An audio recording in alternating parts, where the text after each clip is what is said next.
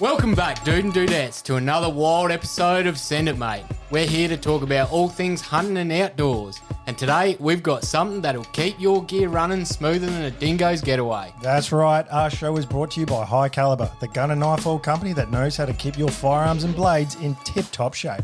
High Caliber is like the secret sauce for hunters, anglers, and outdoorsy folk everywhere.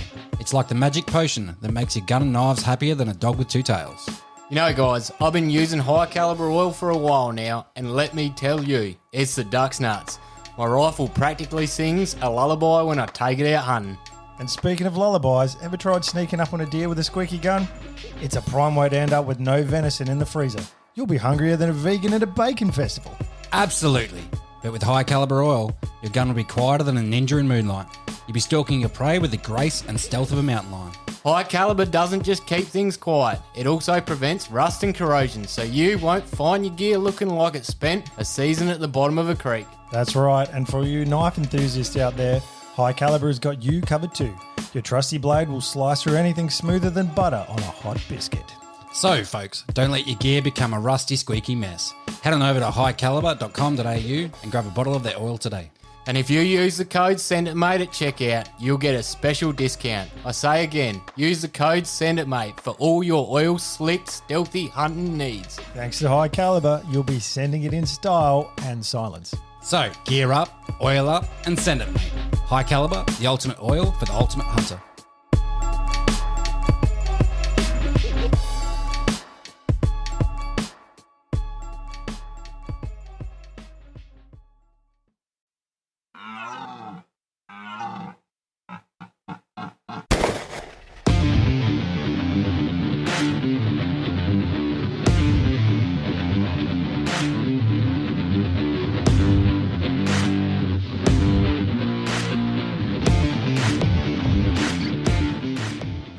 Welcome to another episode of Send It Mate Podcast. I'm Caleb. I'm Josh. And I'm Ryan, and we are back.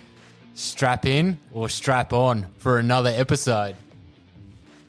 Well, they're here. That's not your best one, man. My God. That is not your best My one. talent's wasted on you. Actually, that was not mine, but that's all right.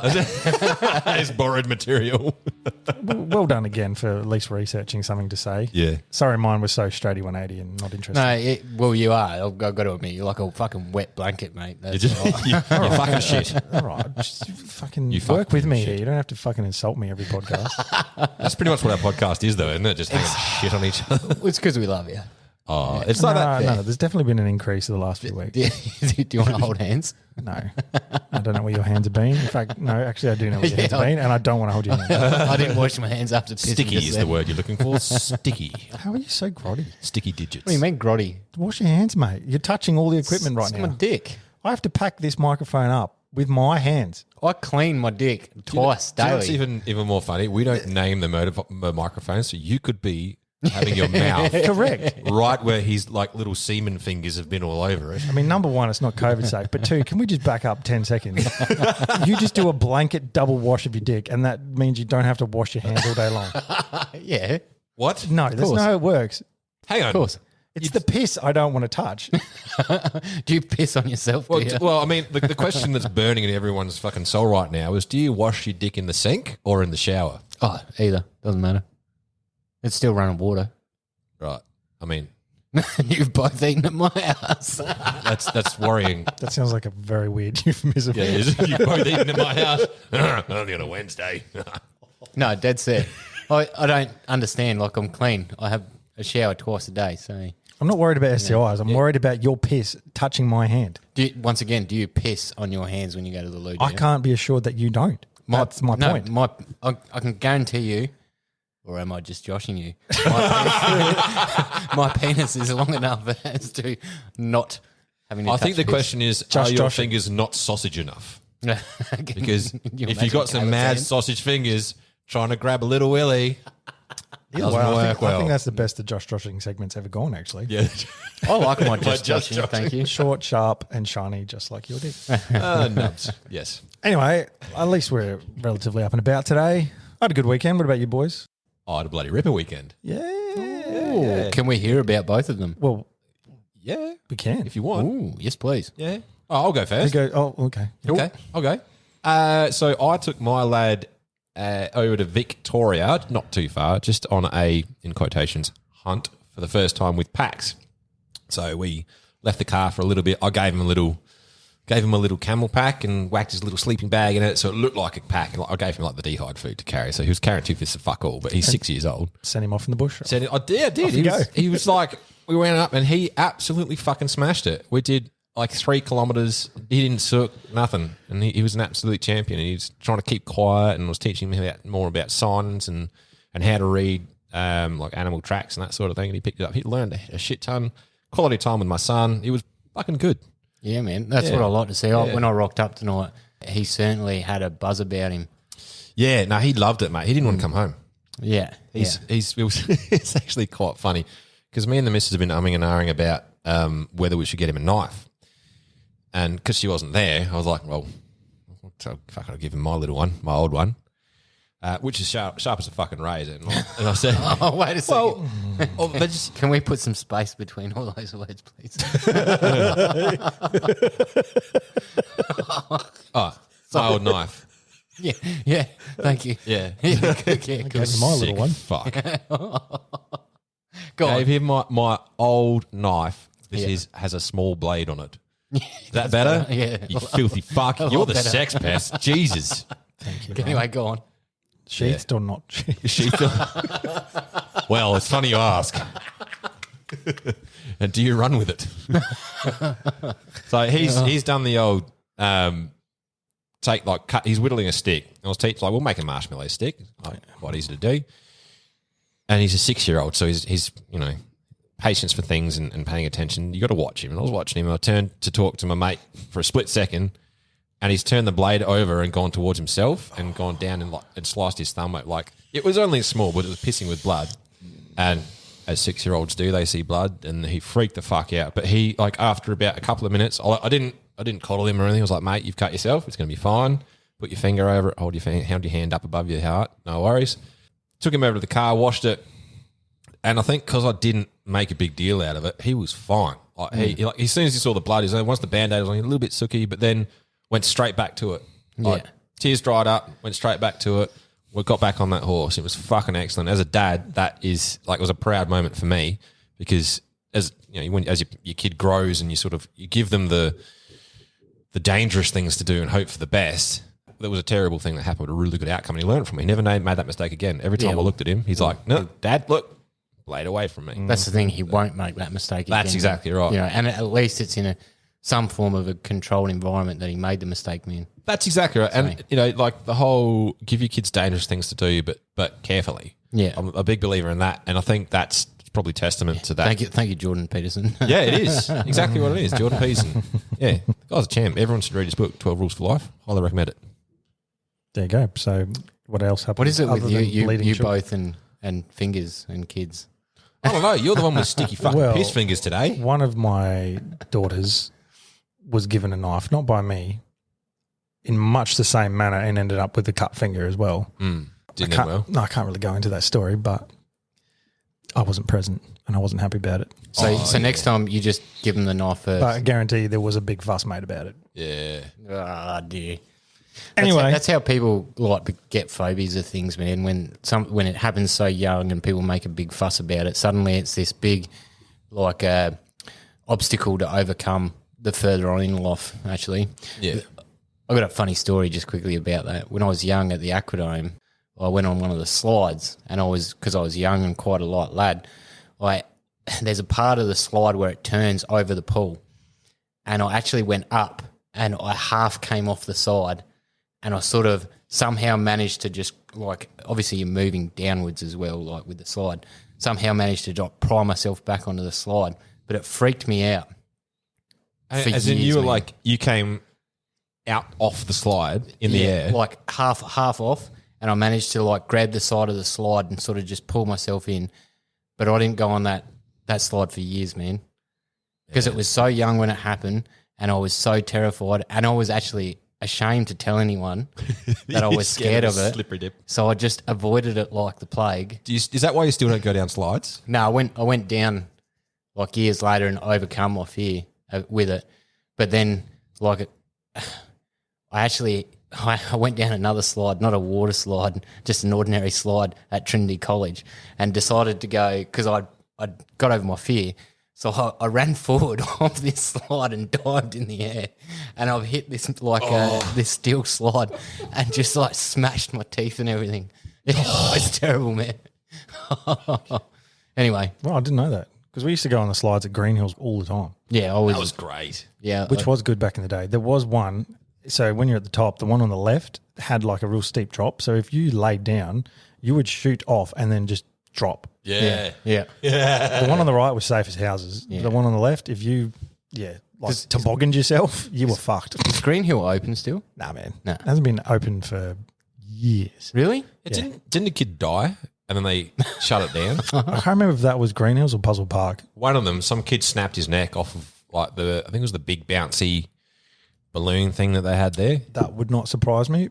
That was I also, dangerous. That thing was sick. Yeah, it was so much fun. it But was good fun. I was sitting on the side of it once and 3 older kids bounced behind me and sent me in the air, and then I landed flat on my ass and I was winded. I couldn't breathe for like 30 seconds.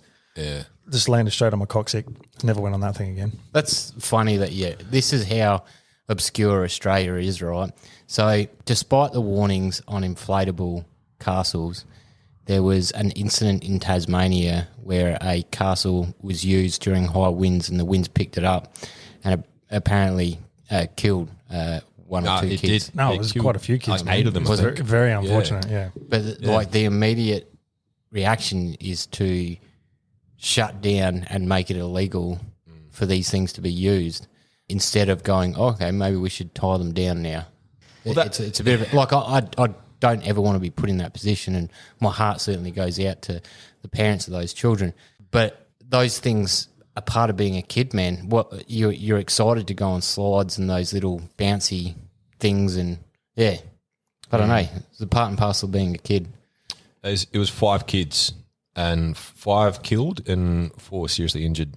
That's terrible. That was December last year. Yeah. So if they're outside, no matter what the weather's going to be, you don't know what's going to spring out of nowhere. So they should be anchored down They should. by default. Yeah. It doesn't matter. It shouldn't be dependent on weather. It should just be by default. It should be anchored the fuck down.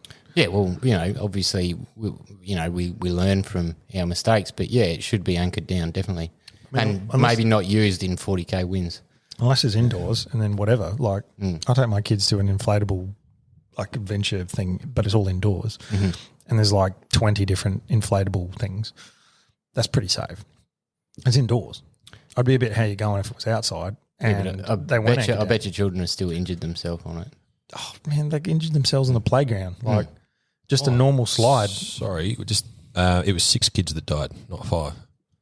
So these kids were in a hospital in critical condition, and 2 of them died over a couple of days. Yeah, that's terrible. Yeah, it's not good. Not good at all. Anyway, jumping back to your weekend, what was the highlight? Highlight: I took the nav up some like serious hill climbs.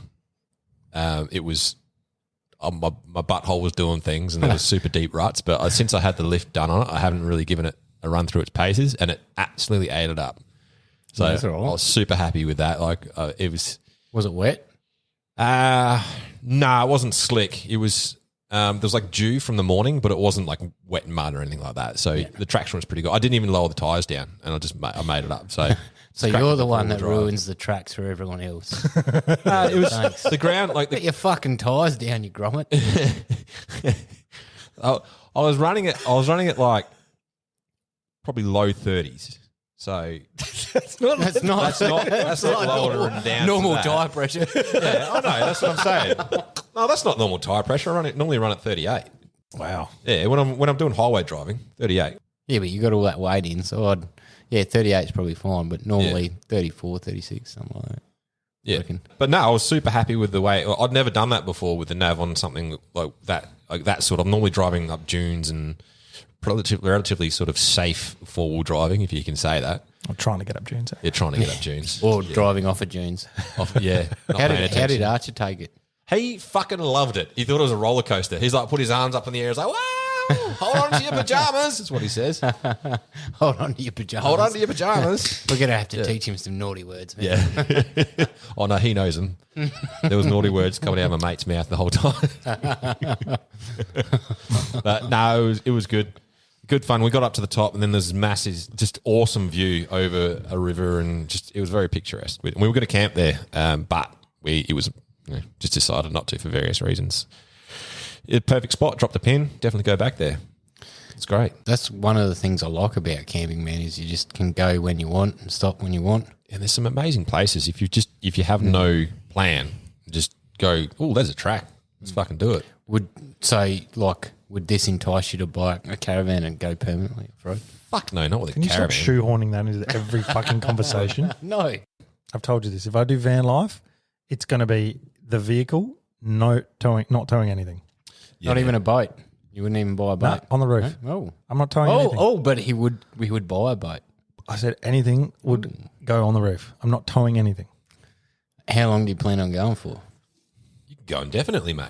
This is all theoretical and in the future. With your I'm missus? just telling you This is- so you stop asking me. I'm never buying a caravan. I will pushing over Josh. time, I will just grind you both down to the point where you both go, yeah. Now, what will happen we'll is you'll buy get sick of yours and you'll sell it to us. Yeah, for half the And we'll price. say, nah. when something better comes out, maybe, but nah. Exactly. And I don't want you hand me down a caravan. I don't want to buy a Oh, boat. you can have it. And if you're worried about my hands, I'd be worried about The whole of that the inside of that caravan is going to be sticky, but not like sticky that you can clean up. Sticky forever, Just like the kind of Sort of like sticky your- that you your- get bitumen that's had like so much chewing gum ground into it that it just stays sticky forever. That's going to be the inside of his fucking caravan. all right, I'll take possession of it and somehow work some sort of weird insurance scam where it gets burnt and I can get a new one. you just put that out on a podcast. How about Not necessarily. you park it somewhere and I'll set it on fire? You just run into it. No, there's got to be fire involved. run into Just it? needs to be a write-off so I don't have to live in his jizz palace. Anyway, that's all theoretical because it will never happen. I don't want a caravan or a boat. So how was your weekend anyway? Yeah, speaking of getting away, how was your weekend, Caleb? It was pleasant. I'm rejuvenated. Did you miss us? No. Oh, go fuck yourself. Was that? Oh, was that? I thought you said, "Did you? Like, was your missus rejuvenated?" But it was, "Did you miss us?" Yeah. No, I don't care what He's like, nah. I don't care what she thinks. Nah, missus Did you didn't. miss Nah, it? fuck it. No, I didn't think of you two at all. I call bullshit. Except for when you messaged me and I was like, fuck, my phone is conveniently going to run out of battery. Do you know what? I did the whole. Hang on, I did the whole. Caleb's missus put something on the chat, right? And it was about buying an island. So I then was like I saw a that. sales rep on Caleb, and I sent him all these texts going just one word every text, and I sent him like 30 or 40 messages. Sorry, but what sales reps have you been dealing with that do that? So basically, you were trying to annoy me Oh, I knew. by sending one I word knew. per text. Yeah, and then towards the end, I was like, "You only have your missus to blame for this in single individual texts, It was at that point I went and had to swim. but you still received them." Yeah, I didn't read them though. The reception was intermittent. So I went to a place where we've all been before. I won't say where it is because I don't want to ruin the splendid place that it is. Didn't stay where we stayed. So I didn't stay in the dunes in the bowl. I stayed on the beach, which was quite pleasant. So we had 31, 32 degree weather all 3 days. It's been a long weekend in Adelaide. As we record this, it's a Monday night. Ending a long weekend, which was... Look, it was nice to get away for a few days, camped on the beach, swag under the awning, and pretty much, yeah, slept in, had the swag open, like it wasn't cold at all, didn't have a fire, much to Josh's disappointment, because there was no need to, because it was nice, warm, balmy nights. It sets a mood, mate. Yeah, it's nice to stare at. There was no mood mate. You're needed. going in dry. You've got to fucking lube it up a bit, buddy. The Not- student has become the teacher. No, Yeah. no. No, you got to set the mood with a fire, especially when you're out with your missus. A mood? You're allowed a comfort fire by law as long as you've got a way to extinguish it and you don't leave it. So you could have had, and you're on the beach and there's plenty of clearing. So you could have had a nice little fire and a glass of wine or something. Most other people, had a fire, they dug a fire pit in the sand, But do you know what? I didn't need it because it was nice and warm, and the moonlight was actually quite bright. So once the sun had gone down, you could just sit on the beach and watch the waves. You didn't need a fire. That's all right. Romance is Also, I wasted on didn't you. need it. I didn't need any of that, mate. I've got moves you don't know about, my friend. Here we go. I don't need fire. I've and seen you fucking- naked, mate. I don't fucking need artificial. It's not the size, it's the way you Again, use why it. do you body shame me? It just shows your own insecurity, my friend. It's your own insecurity. It's not a. No, all right. I have a dad bod. I don't give a shit. Okay, Do you know, sorry. that's the I should've- ideal body shape of the modern A woman. walrus. So call me a walrus all you want, man. Call me a walrus. I was calling you a seal. Isn't a walrus and a seal pretty much the same thing? Except one has Nah. big tusks. You talk a big game, man, definitely but not. I don't need a fire to set a mood. No, this You is just all need about a this fire. soft touch. I just need- some passionate words. It all So- comes a down to careless you just couldn't be whisper stuffed, in the ear. like getting the wood and digging a Barrow hole. wide.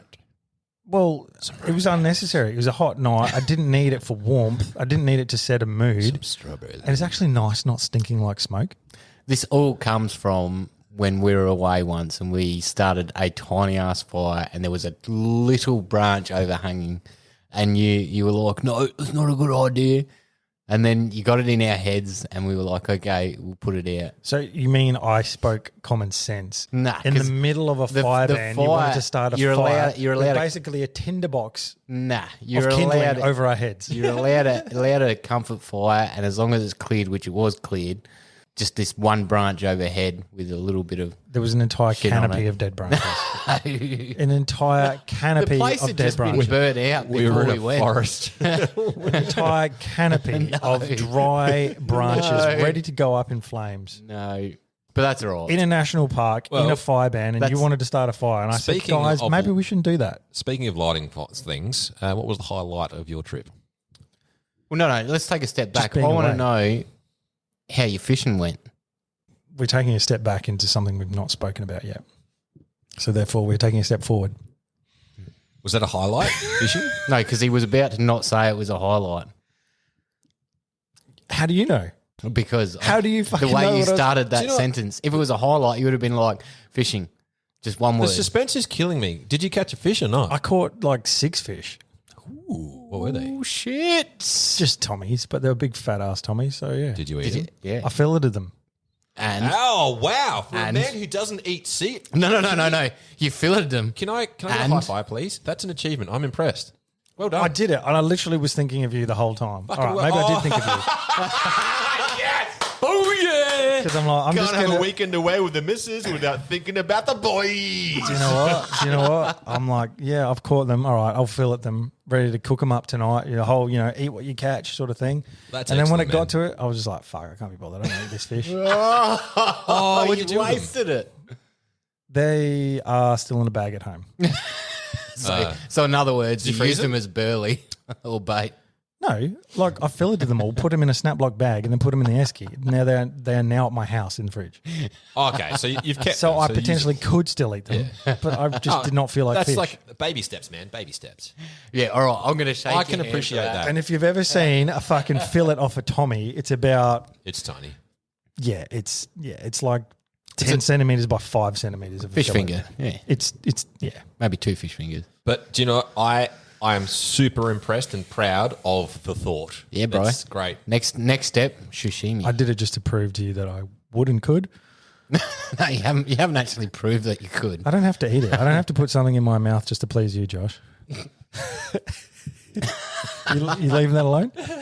You leaving that alone? I've set it up for you. Oh, you can leave it alone. Oh, okay. I'll leave it alone. Good on Josh you. puts things in his mouth all the time to please himself. Yeah, all the best foods are shaped like penises. Oh, you're saying that, not me. Oh, this phallic object is. Oh God, it's phallic. Look.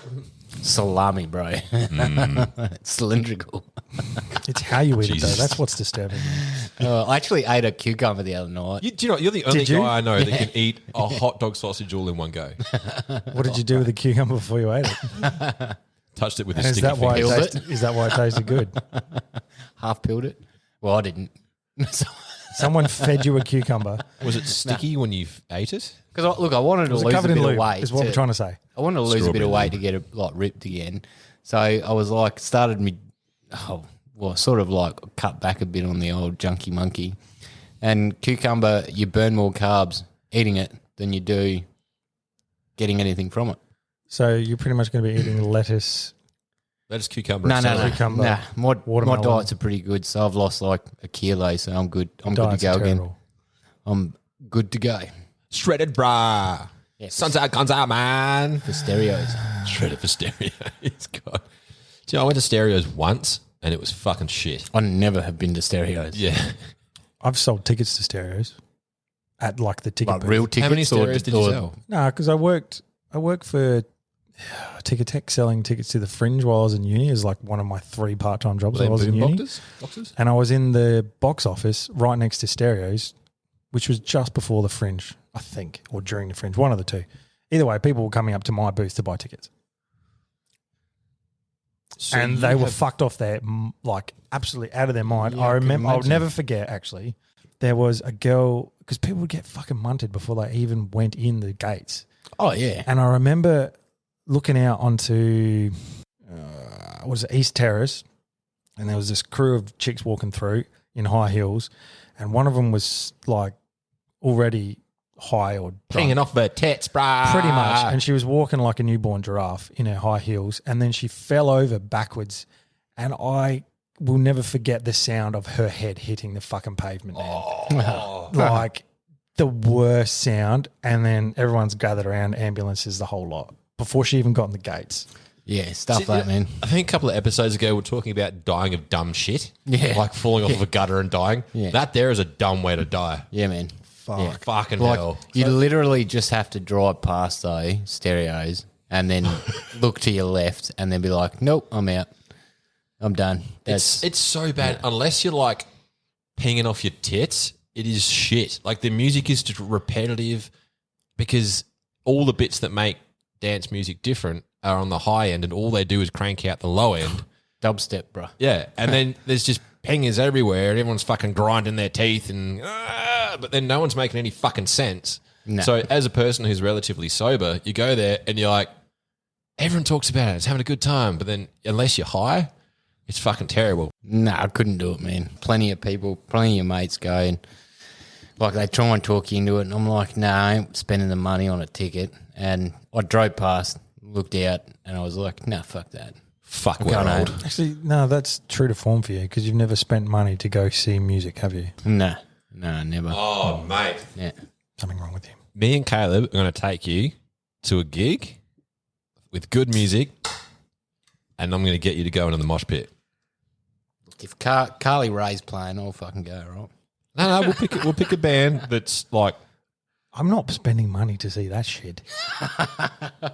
we'll pick a band that has some like This is quite violins and funny shit in 'cause- it that you like. At the moment, I'm up on yous because yous now have spent money on rifles and you're both musos, and I've never been to a gig or spent money on music with yous. That's because you're shit at it. What? That's pretty self-explanatory. He's turning into a competition. So he's saying that he's won up because he's convinced us to spend money on something that he's into, but we've not convinced him to spend money on something that we're into. I don't want to because I'm a good friend, Josh. Follow your passions. I'm not going to try and, I'm not going to try and make well you do played, something. sir. And Well I do played. seem to recall you giving the drums a fair stab at one point in your life as well. Oh, yeah, you try playing the piano over And here. your piano and your Trying to rock out recorder some and your chopsticks. fucking skin flute. I can play very basic. No, Josh, that's not even you basic. cannot call yourself a musician. Nah, drums, nah. Tried it. Nah. I reckon coordinated. everyone should try playing an instrument at least once in their life because they might be fucking great at it and they just don't even know it. Yeah, I think my chromosomes skipped that and went to just fucking awesome instead of shit. So, yeah. I've just lost a little bit of respect for you right then. Like just enough to feel it. Do you actually realise how much of a cocksmack you sound like sometimes? I'm kidding. Clearly, I'm fucking kidding. But you're not. Oh, that's your name now, Cocksmack. That's you. We've got Camp Mum, Cocksmack, and the Clown. Clearly, I'm joking. I'm It's quite not clear to jealous. everyone. I'm quite jealous. I wish I could play an instrument, but I just can't. Thank you, Josh. That's what you had to say. Yeah, righto, Smacko. So, All right. Good weekend anyway. We're up for a topic intro now, which is hard and loud. Just how I like it. My music, that is. So, How did we get that as a topic? it's hard and loud. It's excellent. Dude, Hard and fast? Look, It's hard and loud. Look, isn't it? It is hard and loud. I have just gone with a fucking story because this topic, makes no sense to me. And hard and loud, I could only think of sexual fucking innuendo. Yeah, you would. Google come up with music, and I'm like, oh shit, that's boring. No one Did you gives a bit. Google hard and loud? Yeah, bro. Did you turn off the adult settings and then get a bit carried away? No, I went on to incognito. Yeah. No. Half an hour later, I should probably start doing research for Sender, mate. Eh? Half an hour. It was 10 minutes. a terrible topic, and Caleb will attest to this. Ryan picked it. Oh, yeah. Ryan picked it. Oh, that's because I picked the whacked out shit. It's great. Bit of variety. Well, you're It was up different, first. hard and loud. So, yes, like Josh mentioned, it was hard for me to not think of something sexual when I thought of hard and loud. And then, of course, there's my taste in music, which is hard and loud generally as well. But that's boring. So I actually just went with what is hard and loud. Here we go, ladies. And No, gentlemen. I'm keeping it very simple this week. In fact, it's so basic, it's like really not even that relevant. But hard and loud, that could describe a rifle. It's hard and it's loud. It's a hard object and it's loud. So I'm just keeping it simple. Question: what is your next rifle, gun? Doesn't have to be gun, actually. I'll put it this way: what's the next thing you're going to buy that's hard and loud? Does it have to Why be you hunting think- related? No, just what are you going to buy next that's hard and loud? I'll go first while you're having some thinking time. Now, I don't own a shotgun, so my next purchase. Oh fuck! Actually, I've been teetering across two different things. All right, so I've got an air rifle, a 22, and a 308 as we speak. I would like a centerfire caliber that's smaller, so I want a 223. I have not come across anything yet that I particularly like. Warwick. Except Expensive. the Warwick, but the Warwick is very, very expensive. Yes, it's Australian, but it's VV expensive. It's ergonomically appealing, so that ticks two boxes for you. Ergonomically or aesthetically? But ergonomically and aesthetically.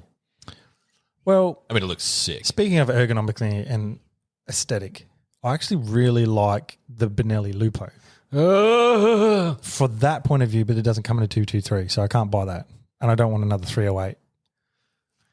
I'm quietly sitting here going, okay, thank goodness. Like there's Get a something. Howard. Well, something it doesn't better. come in a 223, does it? Get a So Howard, I want a Warwick, but it's too expensive, so it ain't going to happen. So my other required purchase is probably a shotgun. So I'm not going to go, sorry, Josh, but I'm not going to go clay shooting every weekend. I just don't have the time. So it would only be something I use for hunting. So, look, Benelli? I know that you were looking at not a Dickinson. No, it was a Soul and Arms TAC 12, which the patent ran out on the Benelli M4.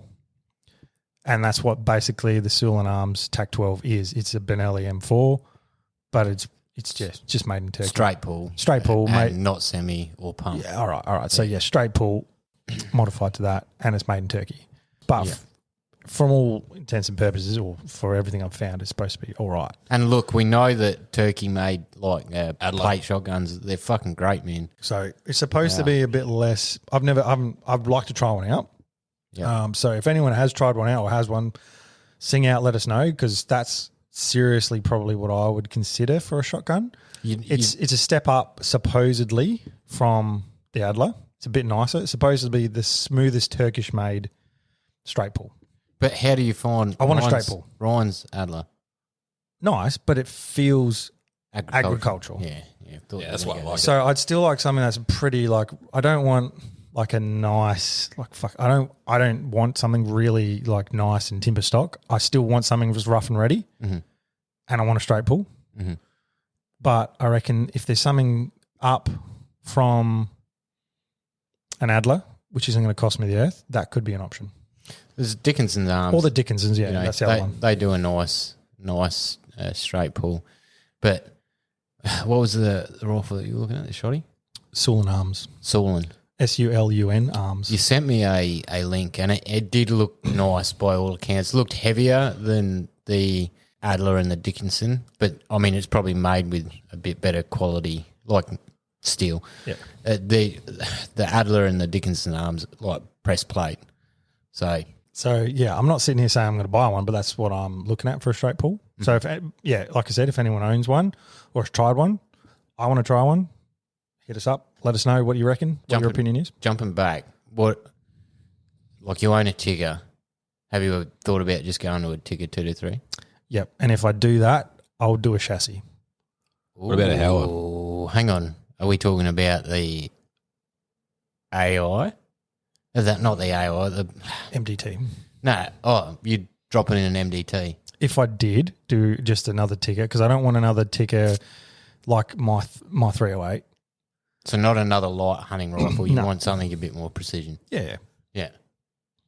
Because I reckon I'll most likely still use my ticker 308 for hunting. Well, in this state, probably not.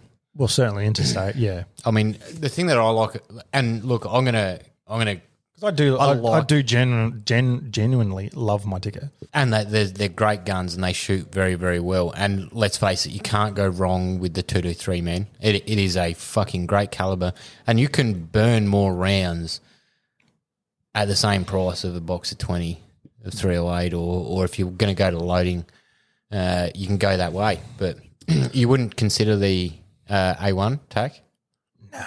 No? Because that's like 3,600, I think, so you may as well just go to a...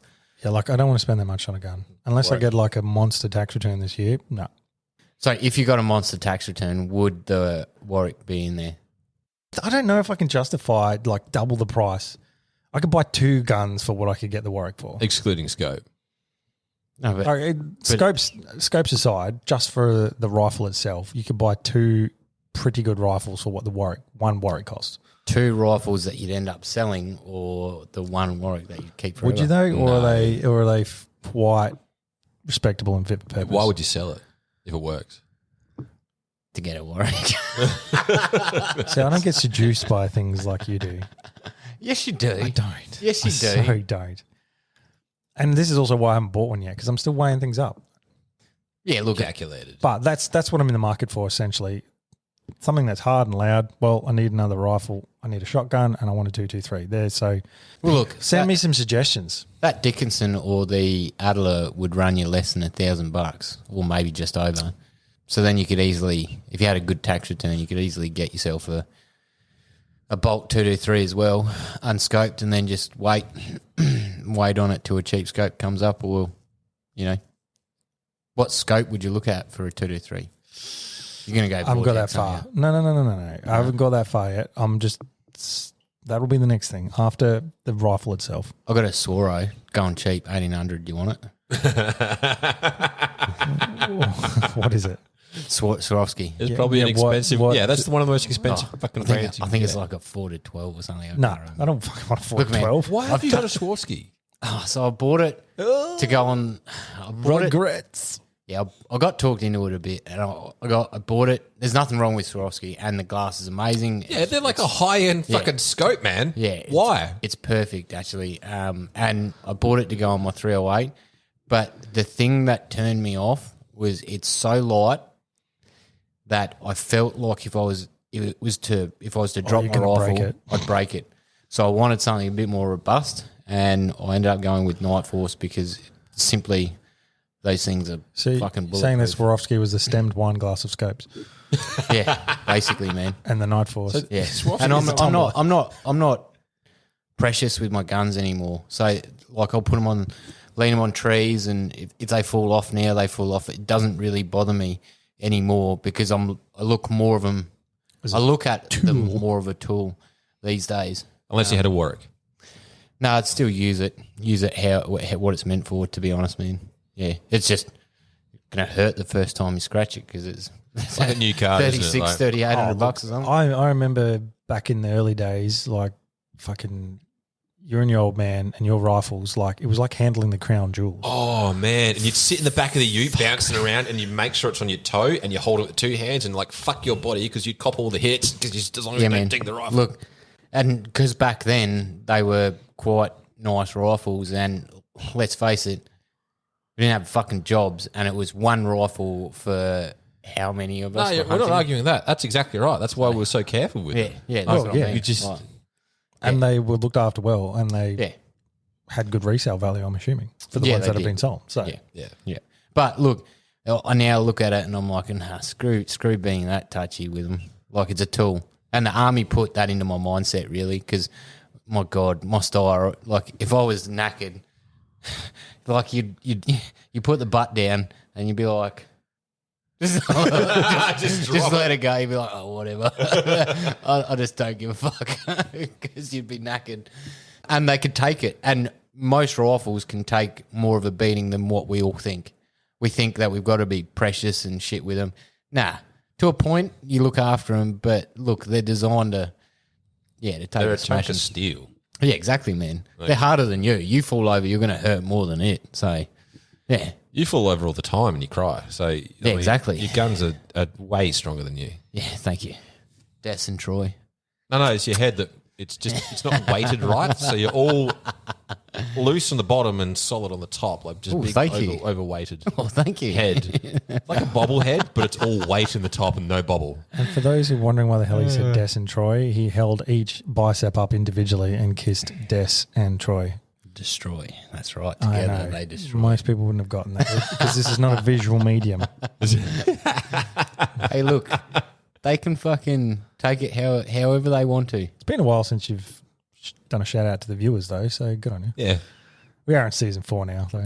Yeah. Can't be doing those. At least you've learned season something. 1 faux pas like you used to do. Yeah.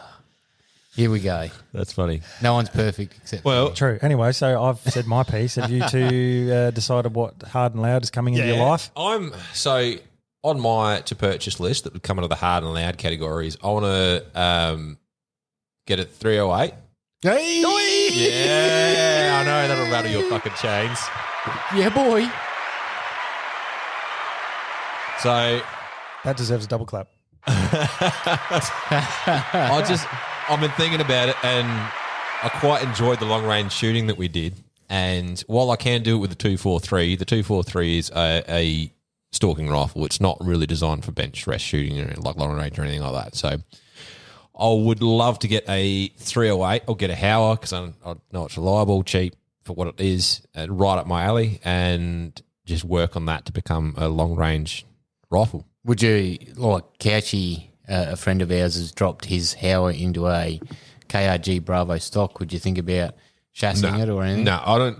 Like if it's floating right and it's shooting right straight out the gates, I don't. I like the traditional grip anyway that comes with it.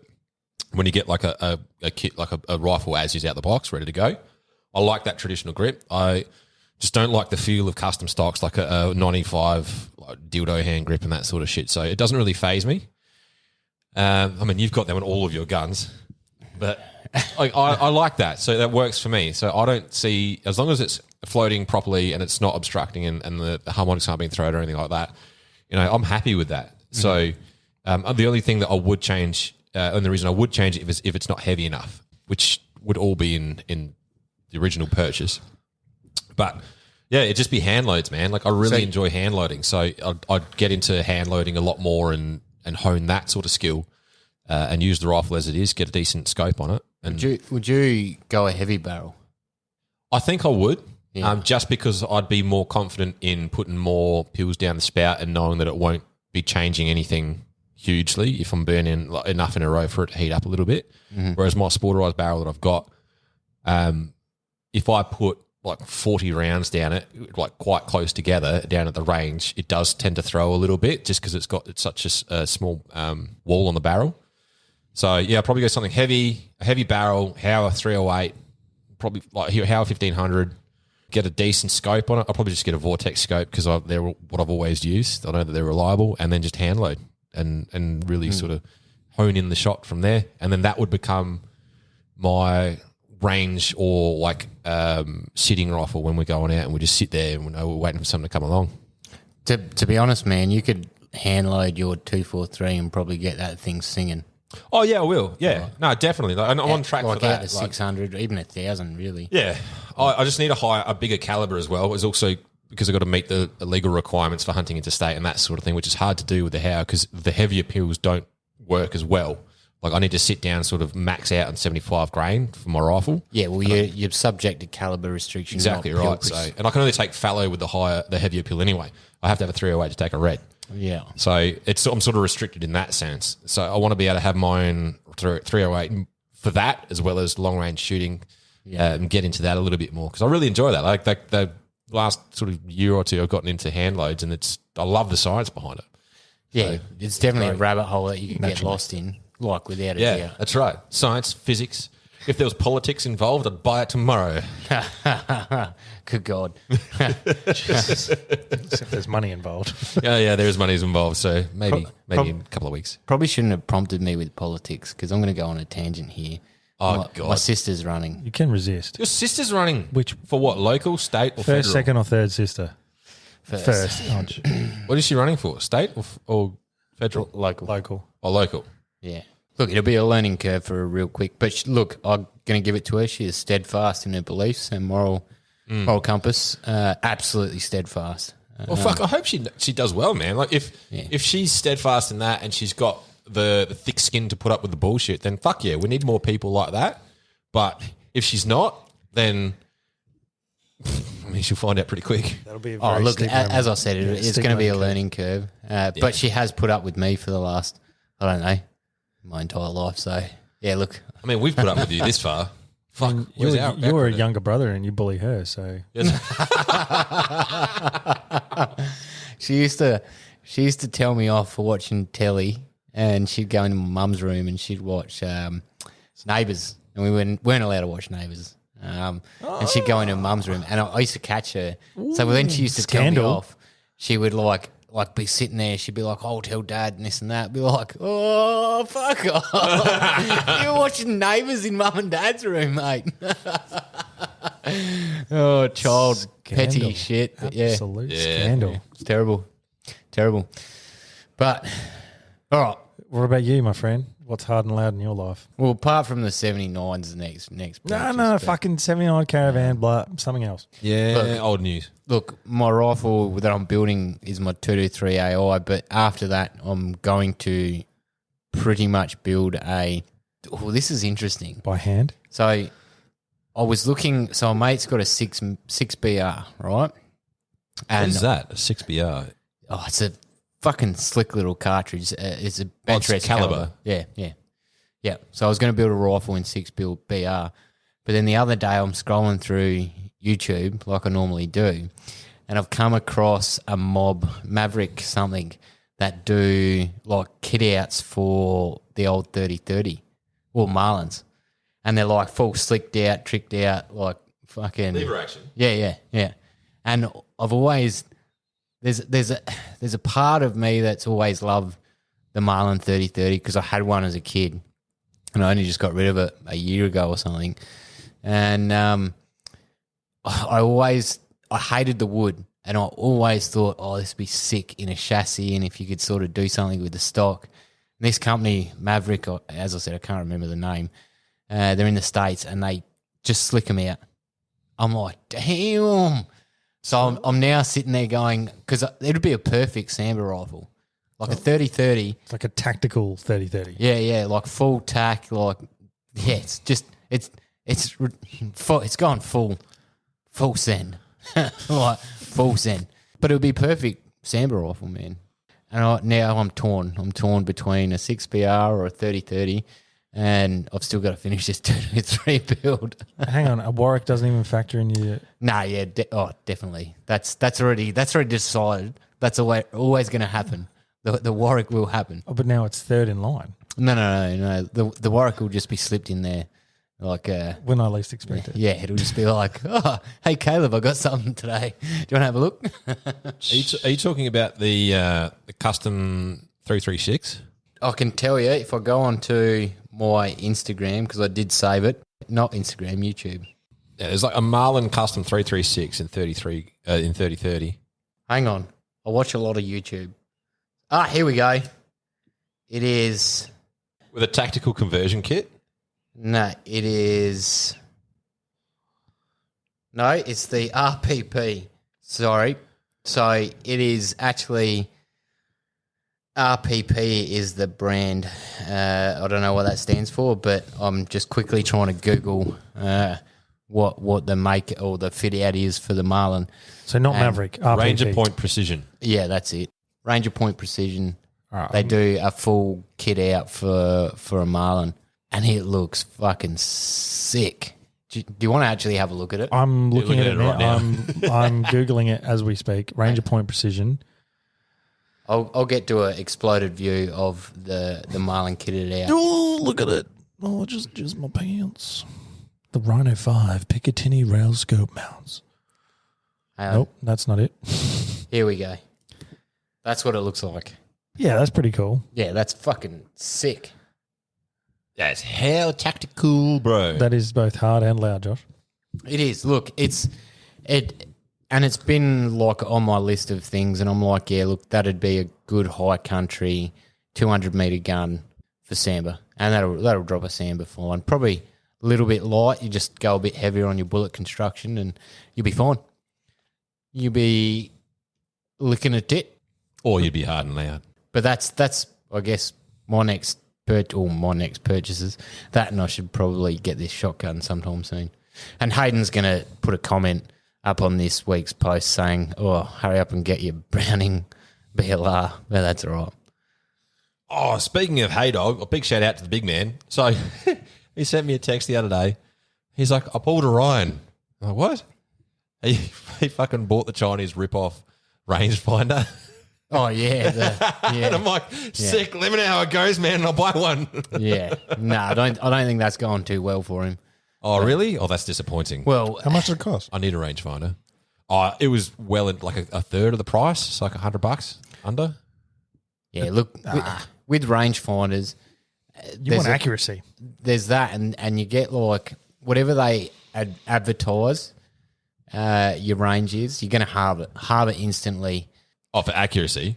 So if they say just to get out. So I've got a Hang on, what? what are you talking about? get out to the distance. So I've got a Vortex 1000, whatever it is, and I basically only get out at 500-600 meters if I'm lucky on reflective doesn't surfaces. work. Oh, as in whatever Yeah, the distance the is maximum advertised. distance is, Yeah. it'll only do half. Yeah, I thought you I'd were say saying halve it. whatever it's saying the distance is, like make your shot calculation for half that Oh, distance.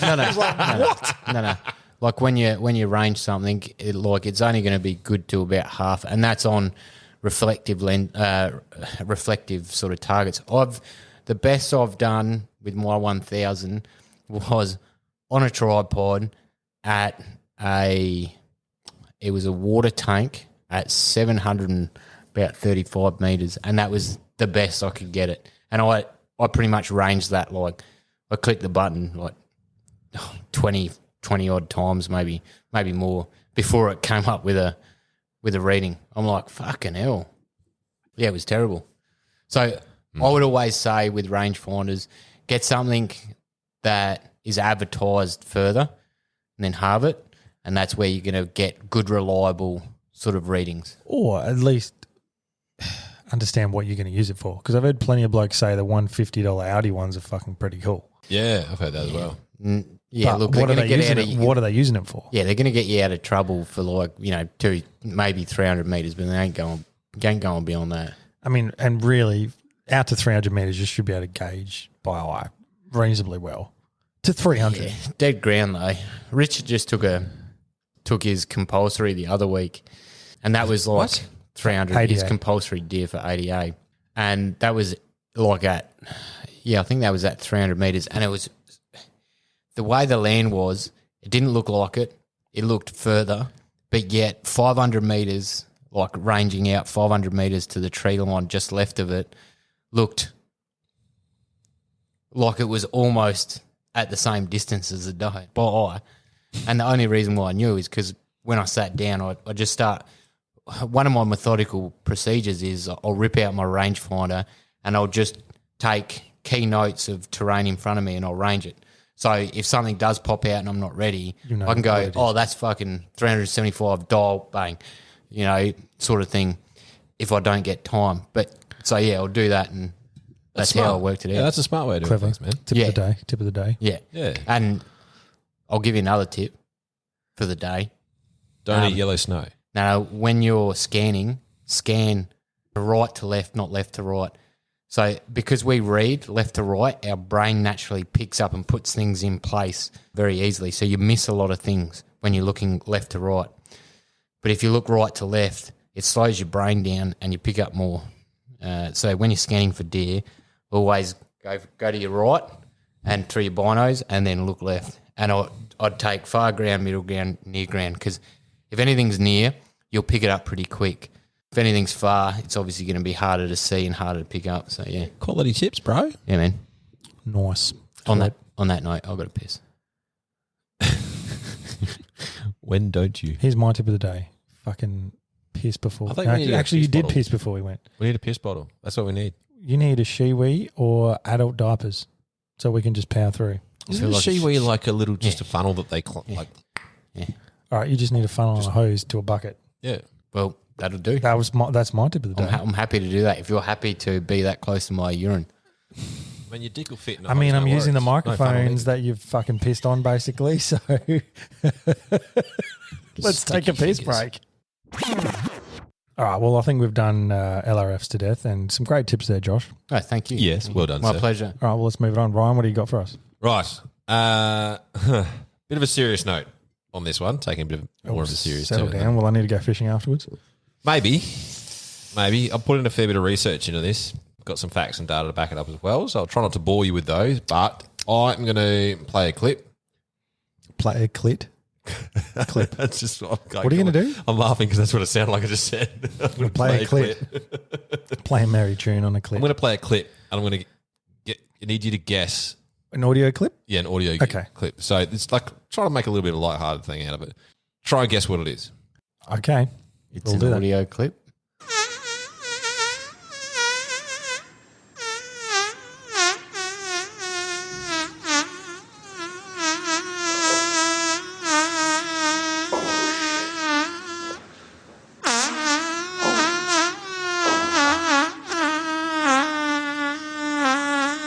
Any ideas? What'd you say? Any ideas?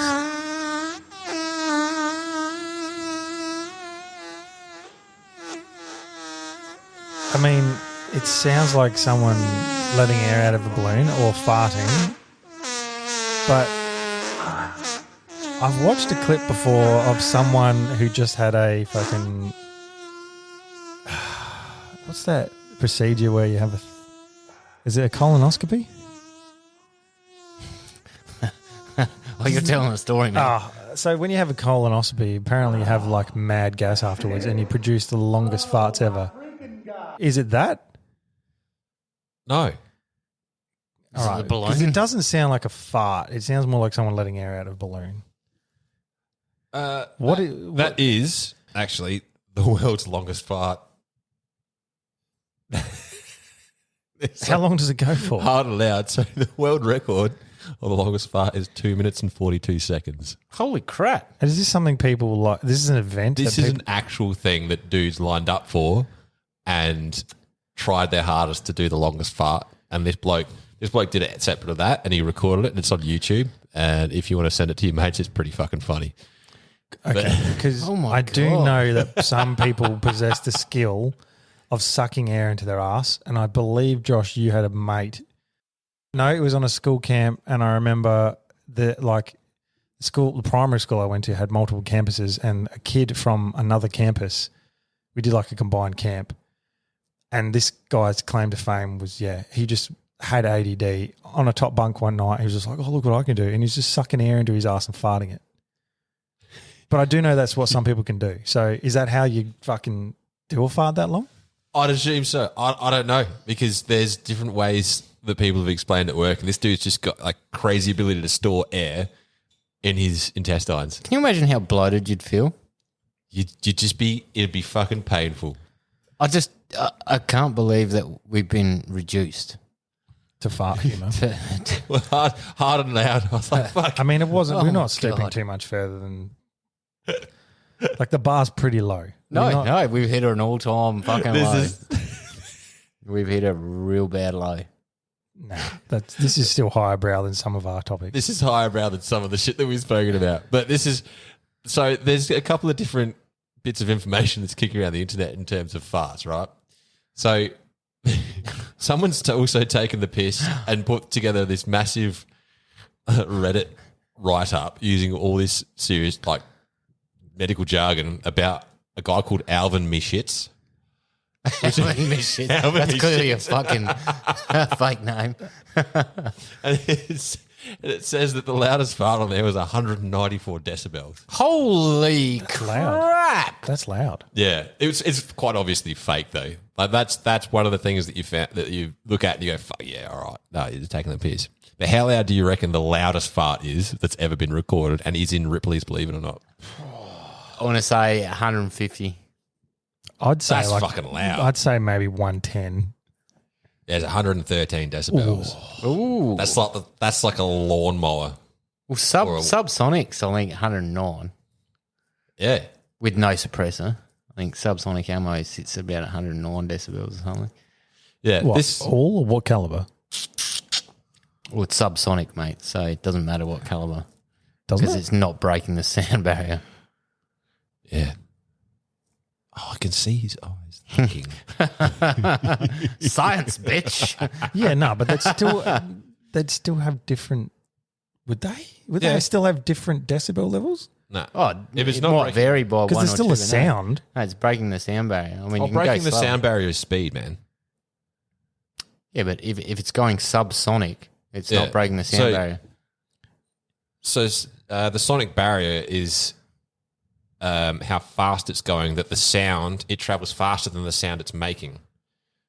Yeah. So it still has an individual sound level. Like a subsonic jet is still fucking louder than a subsonic ammunition. Yeah. Well, like, okay, surely- I'm not explaining it right then. No. Well, Anyway, we're digressing there. Anyway, yeah, whatever. We're digressing there. Look, like there's a bit more not of a scientist. a discussion that I want to have a chat to here. So fast and hard and loud. It leads me into the question of when do you think is an appropriate time to fart in front of a partner, a new partner? Look, And have you done it yet? if you ask my dad, man, he still to this day, unless it's an accident, I don't think he's ever Past wind, intentionally as he would passed say. wind, in front of Wow. a woman. A true gentleman. He'll go outside, or What a life of inner turmoil. look. To be honest, like going to bed at night, some nights, and holding a fart in, that hurts. That's Like, not that good for you. hurts. I don't reckon. It's not. Why are I you could just- doing it? it? can't be good for you. Why are you doing it? Have you, mate? As in you do I've it. heard your farts not- many a time. Have They you not are- farted in front of your missus? When I pop a squat, bro, it's like a fucking jet, I'm talking about farting, not Have you, shitting. have you not farted in front of your missus yet? bro. It's bad. Is that a no? You haven't That's done a it? no. I don't know. I've had like an irritable bowel thing going on What? for like 12 months, man. So I hold it in, and then Because you don't want you don't want her to fart shame you because you got some fucking rip roars. They are the worst. We should record one and play it for It's her. like Just a to ease her 6-year-old into it. standing there going No, longer. longer though. It's like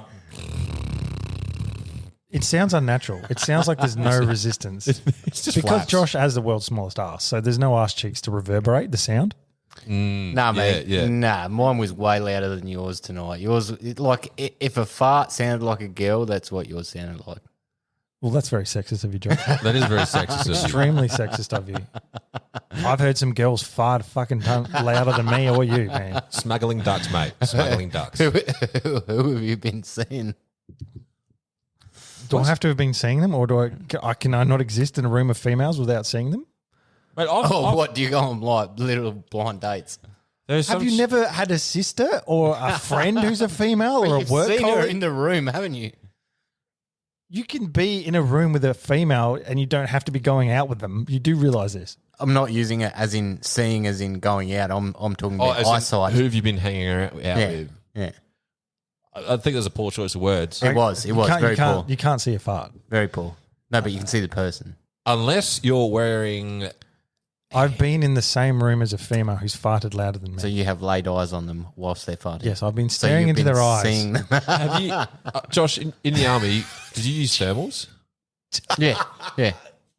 Did you do the old, someone fart and let me watch it? Nah, not really, man, because Oh. it was fucking that much of a hassle to pull out thermals. It was like a chore. It's like, okay, you're going tonight, so you get your MVGs ready, the gunners put thermal on, and it's like, fuck. Like it's a chore. What? How hard is it to put? Isn't it like, click, you're on? No. So you got to tether these things to your webbing. So you got to untether it. You've then got to put your mounting brackets on, your counterweights if you've got them, and then put your monocular on. With your gun, it's a little bit easier because you've just got QD mounts that you put on and off, but it's still a chore, man. It's like So if it's on your helmet, you put a counterweight on the back of your helmet. yeah, because night vision is quite heavy. So when Oh, wow, I you've didn't know got that. night vision, not thermals, but night vision monoculars on your head, so you can either run dual or single. You've got like this bracket that sticks out, and then the monocular slides on, and it's quite heavy. So a lot of guys from the army suffer bad necks because we don't get given counterweights. You may not have a helmet, and you may have like this face brace thing that's fucking on your head, and that's just uncomfortable. You don't get weights, and if you've got a helmet, you don't get weights typically. So you'll end up like just walking around, and you'll patrol, and you'll be looking at the ground because your neck's so sore after like an hour of it. It's terrible, man. That is ridiculous. It is. It's a very, very outdated way of using fucking night aids, but thermal like on your gun, thermal out of a car as well. It's not like you could just turn your PWS to your mate, laser them with a 50 cal and be like, hey bro, fart. Mate, some of the stories that we've heard from you would not surprise me. Yeah, Come on, fucking hell. Yeah, you could, but look, for frowned upon. PR's sake, we're not going to say it. But Frowned upon. no, I never personally did. I've seen videos of it, and you're like, haha. So back to the original question, how long do you think is an acceptable period before you fart in front of your missus? Where Josh, yours Josh is still forever. hasn't. You still haven't? What the right, fuck, bro? She listens to this podcast, and can I just say, can you let him, Yeah. please? She's fine with Put it. him out of his misery. Has she farted in front of you? Yeah. But you won't But fart in front it's of not her. like intentional. It's like, one slips out or whatever. But I've done that. So, yeah. All right, But- well, she's, I like she's to fart listening. and Dutch oven my missus. And Look, I'm a gentleman, mate. So it's very hard to be a gentleman. That's why not many people do it. Okay, so Gentleman on the street and a freak in the bed, baby. to Josh's missus, he's going through anguish for your sake in that he's not letting out what I can only describe as the weirdest and most amount of air for the least amount of sound farts I've ever heard. I think no, because there's a problem with your hearing. We know this, so I just don't think you hear it right. My hearing's better than yours, so you're not hearing your own farts, mate. Yeah, but I can. There's a thing called sound that travels through bone, so I can hear it. I can feel me farts through me coccyx. So, like a genuine deaf person, you're telling me your other senses have been heightened. They have extremely, just Does that like mean my you can sense of smell. colours? I can Yeah, that's smell red. colours.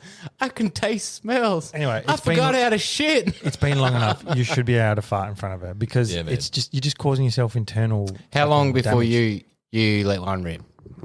In front of my current missus? Oh, it's hard to tell. I don't remember.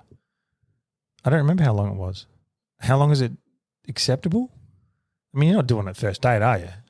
No, you're not going to just lean over and let one rip in the middle of the dining room. Maybe once you're dating moves from like a public setting to a house setting, then maybe, you can accidentally let one and then make a joke of it and then it's the fucking floodgates are open. But certainly not in public. Yeah, like I'm a male, so my farts is nothing fucking. It's all sinister, bro. There's nothing like discreet about it, and you can't make a joke of it.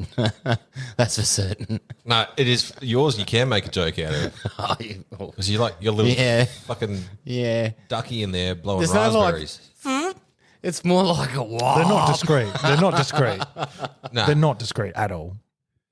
I don't know. Like, I think once you become comfortable enough to not do yourself up, like just be in your tracky dacks and chill out with the person. I think Yeah, that's what I mean about moving the dating Yeah. from being out in public dressed up to a home setting. Like you're cooking a meal, you're watching a movie. Then of course you're going to fart. Like you're a fucking human being. Mm. And if you're in bed with someone, they're going to fart during the night. That's it, man. Like if you're Yeah, sharing but a if you're not conscious for it, did it really happen? No. yeah, but they fucking know. Wow. It, don't they? There's like some Wow. I'd like to see that defense hold up in court, Josh. They weren't awake for it. Yeah, exactly. Does it count? Exactly. Exactly. I knew exactly where you were going to go with that. Wow. Keep telling yourself that, mate. Jesus. All right. Well, what about a boss? When is it? Oh, never. Never fart in front of a boss. Look, it depends. Again, if it's a office or it's a fucking job site, then it's going to be completely different, isn't it? Yeah. No, I feel like an office just gets as dirty. Nah, mate. I've worked with some blokes Yeah. in the office where No. it's some guys are like that, but most of them are not. No. They're like it's like pristine, professional. Yeah, every office I've been in, actually no. So when I was in design, yep. But if the lady was present, no. Yeah. But if it was just the blokes, then fine, fill your boots. And the guy who did it the most was ex-army. Because all them ration packs, mate, screw with your stomach. And I think if it's an office setting with blokes and they're a bit like laddish, then okay. But then I don't think I ever really did it. I always went outside because the last thing you want is to drop a fart in an office of 20 people and everyone's going around, what the fuck was that smell? Like you don't want to be that guy. You go outside. No, you just drop it and blame it on someone else. Like when you walk past I've and done you do that. the whole... I've done the old like crop dust. I've crop dusted a room, yeah. Oh shit, yeah. I worked in a construction office once where there was like you know the petitions, like the petitioned walls where it's like chest Bullpen. high. Yeah, like a bullpen. Like there was like 4 of them, but I was out in the corner and I wasn't a big fan of the other blokes, and there was a bit of like not like didn't want. There's like some healthy rivalry between my bullpen and them. Just go out, crop dust the whole fucking thing, and then walk back in. And just listen to the uproar on the other side of the room. Like, what the fuck was that? See, that's all right if you're silent. But if you can't be silent, then you ain't getting away with that. Yeah. Right. It's just not happening. What about dropping a poo at work? I mean, we're not going higher brow right now, are we? We're just Not really. descending to the But depths. it's pretty funny. Like, because I used to work next to a bloke who would just never go to the toilet at work. Nah, fuck that. Again, it depends on the setting. So offices I used to work in, there was a toilet far enough away or there was a factory toilet. So like there was a toilet where all the factory workers shitted in and that's fine. And that's just like a public toilet with stalls and whatever. Yeah. Then there was like the office toilets. There was a guy who took a fucking shit every single day and stunk the thing out and everyone knew who it was. And it was a discussion point, the fact that he did one in the office toilets every day and it was just atrocious. But it's a toilet. So Like, who cares? You just gotta again, have it adequate- depends on the setting. If it's intimate enough where everyone knows who the person who dropped that fucking stinking shit was, then No, I feel like if it's that bad, you should go out and buy some Glen 20 and put it in the stool. yourself. some people they're not covering with Glen 20. No, because we could go down as far as skitties. Did dude leave skitties on the bowl? You know, without cleaning it up. Yeah, that's rank. That's But terrible. people did though, man. This is what happens That's in fine. offices. Like that shit gets left, and then the word goes around, and everyone's like, "Who the fuck did that shit?" Yeah, fuck that. Clean your shit up. Literally. I know. Like, so again, it depends on the setting. Where it's a site fucking toilet. Oh, those, in a drop Bro, site. man. some of those Those sites. porta potties, man, even in the army and Fuck. like on work sites was worse. And did you get people that would put the planks of wood Yeah. on and you'd walk in and there'd be like a pile of wood in that shitter and Yeah. you're like, what the fuck? And then you look in the bowl Yeah. and it would be that banked up that It's it would be just like Do poking you know out what? the gate. A bit of a hint to everyone who's on site: go find the site supervisor and tell them that the shit is full, and they're obligated to do something about it. Yeah. Isn't there like they have to be cleaned every? Yeah, it's the X amount law. of time? If Oc Health and Safety come around, I've had sites shut down because the shit hasn't been cleaned Yeah, out. that's fair, man. It's Oc Health and Safety, man. That's fair. And Yeah. look, as we get older, like we all know that like bowel things can get the better of us at times, but like clean your shit up and just be polite. Don't reverse Kanga the fucking toilets, you fucking grommets. Actually, do you know what the highlight of my weekend away was? Taking a poo in the dunes. Yeah, digging a hole and pooing in it. Something quite therapeutic about pooing in a hole. that Did you you've do the dug. old bucket with the pool noodle around the edge? No. I dig a hole and squat over it and poo. And I do these days, man. here's my tip of the day: the little spade you use to dig the hole, dig it in the ground in front of you and lean on it while you're pooing. That's a good idea. That is. Or just find a tree branch or There were no trees. take a bucket and cut out the bottom There and were put no a trees. pool noodle. All I had was like salt bush and sand dunes. So this is where you should, like, I take a bucket now because I just can't be fucked searching for a tree or trying to hold 'Cause myself Your over. legs can't hold up your upper I body. have a system for a I bush have a pee. big upper body, thank you. I have a system for a bush pee though. I always take my pants off because fuck trying to keep them out of the way. So always pants off, just jocks. So I'm just squatting in jocks. Yeah. Jocks are around my knees, and you put the toilet paper, like the roll of toilet paper, in your jocks. It's a perfect holder. You have the spade in front of you to lean on, and you're all good. You can squat there all day. Yeah, but or you could just be comfortable and get a newspaper and comfortable. read the newspaper while sitting on a upended bucket. I sort of do what you do, but I pull. So I slip my boot off, put it on its side, and I can step on that without getting my socks sandy or dirty or whatever. And then I take off like one side, so I might take off one leg of pants and jocks, and then flip it around on my foot, so I don't have to take them right off, and then have to try and put them right back on. Okay. Yeah, I'm trying not to imagine you taking a shit, but I hope you are. I'm imagining it. You can save that one for later, buddy. I kind of get the pants off and shit. I take It's my out of shirts the way. off as well. Like I don't Because because then I'm not having a whole do you take your shirt off? Yeah, bro. Yeah. Yeah. I mean, you take your shirt off whenever I you don't, get the I don't opportunity. take my but- pants off anymore because I've just Do you just take your shirt off? refined the art of You it. take your shirt off, but not your pants. Yeah, because I've refined the art of not shitting on my pants. But I get it. Like when I first started out, yeah, it was like pants off. But now I'm like, no, if I sit at this angle, I'm clear. I'm out of the danger zone for my pants, so I'm good. But I'll take my shirt off so I don't have to sit there and hold my shirt up like I don't know. Lazy Dude, your like that. shirts are super tight. I was just going to Why? say, how are they not clinging to your body? You would just like move them up. Can't just take them off. Just take like it off. peel them up. No, just take them off. I'm good. Take it Have off. you shat on your shirt before? No, never. Never. So why did you? I just can't be like stuffed sitting there and trying to hold it up and like I just sit there. Like I will typically take a while, so I'll sit there and I'll just relax and just get into the mood. So that's why you're finding a comfortable spot, because you're taking a while. yeah.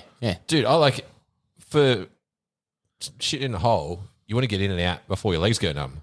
No, because typically when I didn't take a bucket, Oh used yeah, to sorry. find the I forgot fork that in the tree. you're pooping in luxury. I used to find a fork in the tree. And actually, I have a really good idea about a sort of like lightweight, kittable toilet seat that you can strap around the base of like the trunk of a tree and use it to sit on whilst you take a shit. Patent it. Don't put it out in the airwaves. No, I'm pretty sure someone's done it. Everyone's done everything these days. You never know. Nah, everyone's done everything. You have to be like in a pretty specific setting to use it though. Nah, you could find a tree trunk easier than like I'll literally look for the perfect like I'll even look for a backrest, like a branch that's sort of like, mid torso so I can lean on while I'm taking a dump.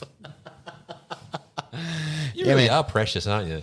No, I've done my time sitting there fucking squatting and half getting in my pants and Yeah, I've precious. even taken poos in my pants, mate, because it's just fucked. So When I'm did- like, nah, Is stop that out of necessity? Oh yeah, just no time to stop or whatever. So, and you're busting that bad that you're just like boop, and then next minute it just all like flows out like the river of Babylon. Is this in the army when you're like on march or something? And you Yeah, patrols or you might get the squats or something. You just sort of got to be like, whatever.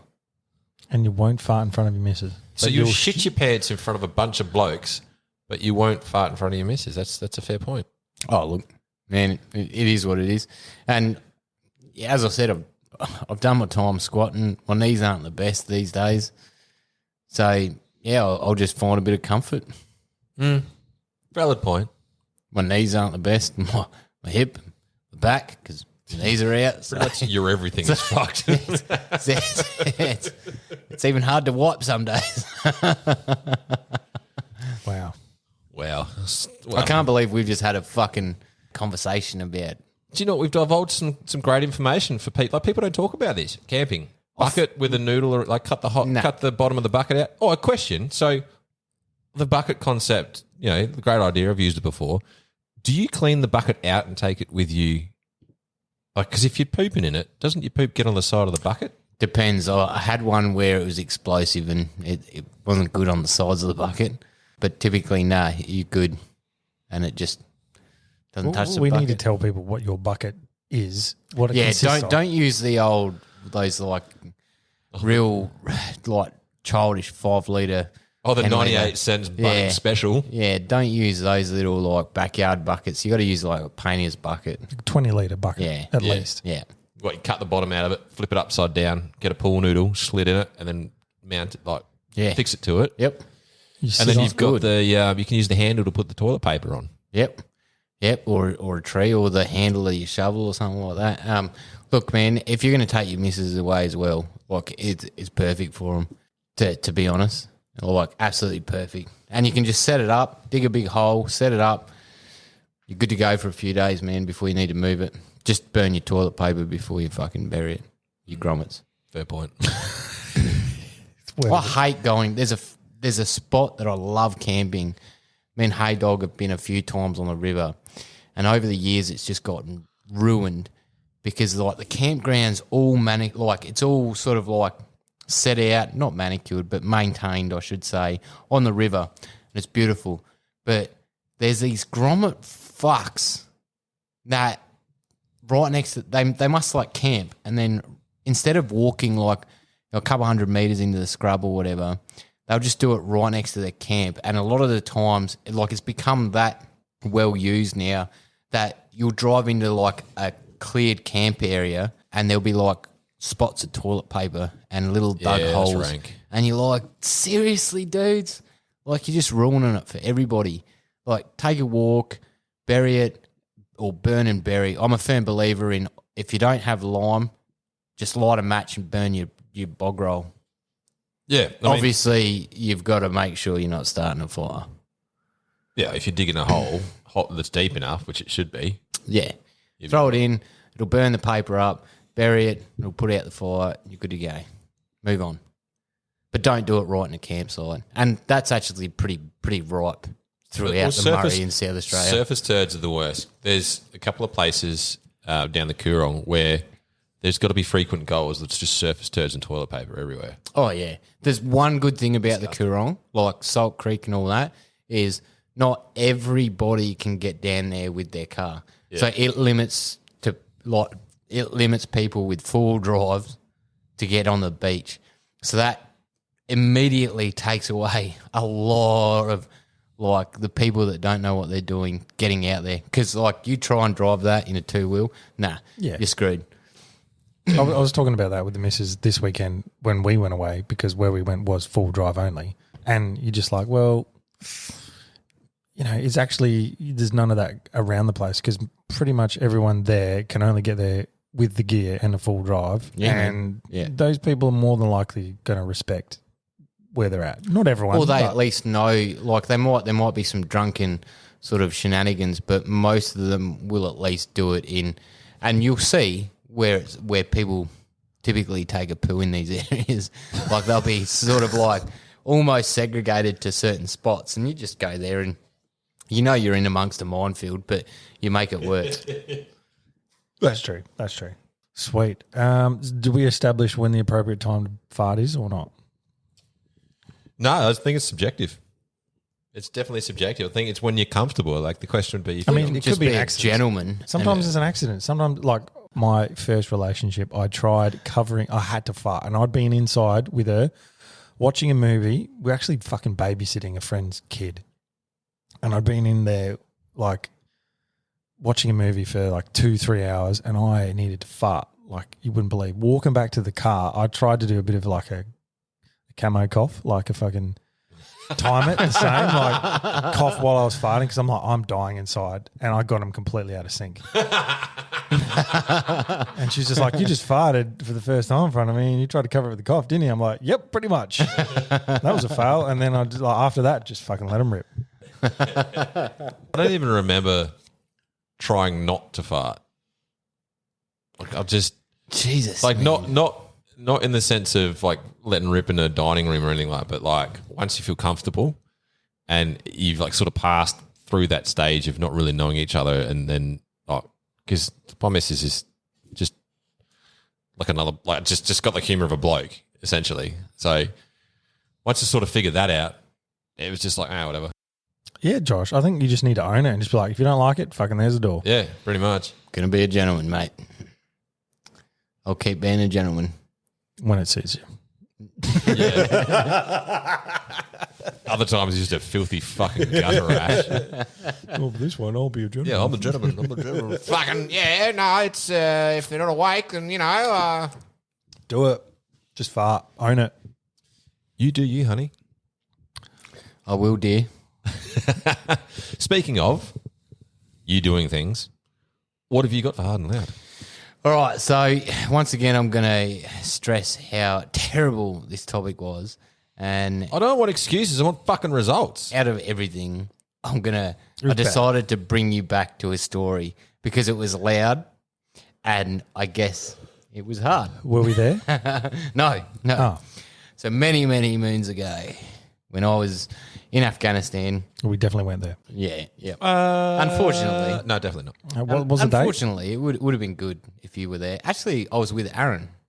We all know Aaron. We do. Shout out to Aaron. We do.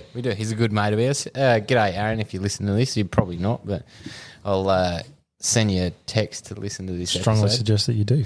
Anyway, so we were flying back from somewhere and we were in a C-130. And this is where the hard part comes into play. What's the it's- C-130? It's a big old cargo plane. Okay, cool. Yep. Right, and they do spec them up. So a few years ago, well, quite many years ago, they ended up using them as gunships. So they transformed them and put a 105 mil howitzer in them, 25 mil chain gun, and then a 40 mil grenade launcher. And then like thermaled the fuck out of it and all the rest of it, and they'd fly at high altitude, and you could call fire missions in. Well, not me, but FOs, forward observers, could call fire missions in from them. And look, they were great because they had the versatility of 3 different weapon systems. So if you couldn't land so to basically fire a 105 or any sort of like artillery or anything like that, it's got to be justifiable. And you can't damage historical sites or religious sites. So sometimes you need a little bit more precision because there's like a danger zone that's obviously associated with an artillery shell going off. Like you're going to have quite a large area that gets sort of fragged and blown up, obviously. So having a 40 mil grenade launcher is great because you've then still got an area spread weapon. So the 40 mil has a lethal radius of 5 metres, and then it has a secondary frag zone of, I think, 15 or something. I can't remember. And then once again, if you needed even less damage and more pinpoint accuracy, you had that 25 mil on there. And they could do strafing runs with pretty much strafing runs with the 25 mil.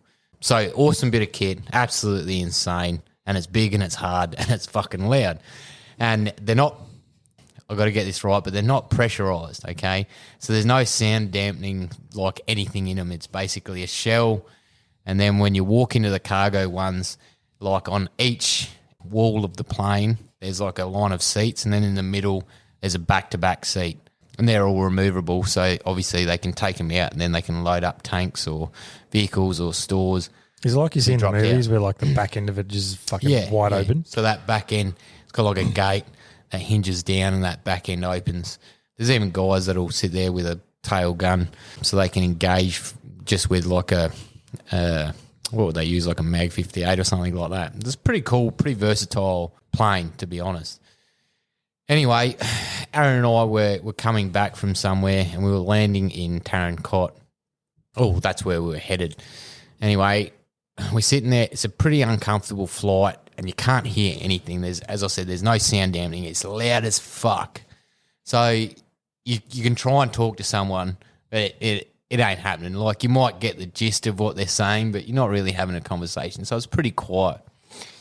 Anyway, we're about to land. We're only a few minutes out from landing, and we've sort of, there's a bit of a commotion going on, like with people at the front near the cabin, near the cockpit. Sorry, and this guy comes out, and he's sort of like hobbled over to us because it's not comfortable and it's not steady. So he's sort of like walking, and as like there's a bit of turbulence, he's walking over to us. The plane's starting to do some funky movements, so we're like, "Fuck, what's going on here?" So this guy comes over and he's starting to yell at us, like he's just like, "Oh, fucking, like, make sure your seatbelt's done up, like, fucking hold on."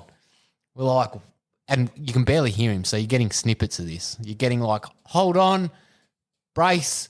So me and Aaron are like, "Fuck, what the fuck is going on, man?" And so me and Aaron have sort of looked at each other and we clearly only got snippets of the conversation. So we're both catching these snippets of the conversation. We're like, and we could sort of get the gist, like, brace, fucking make sure your seatbelt's tight.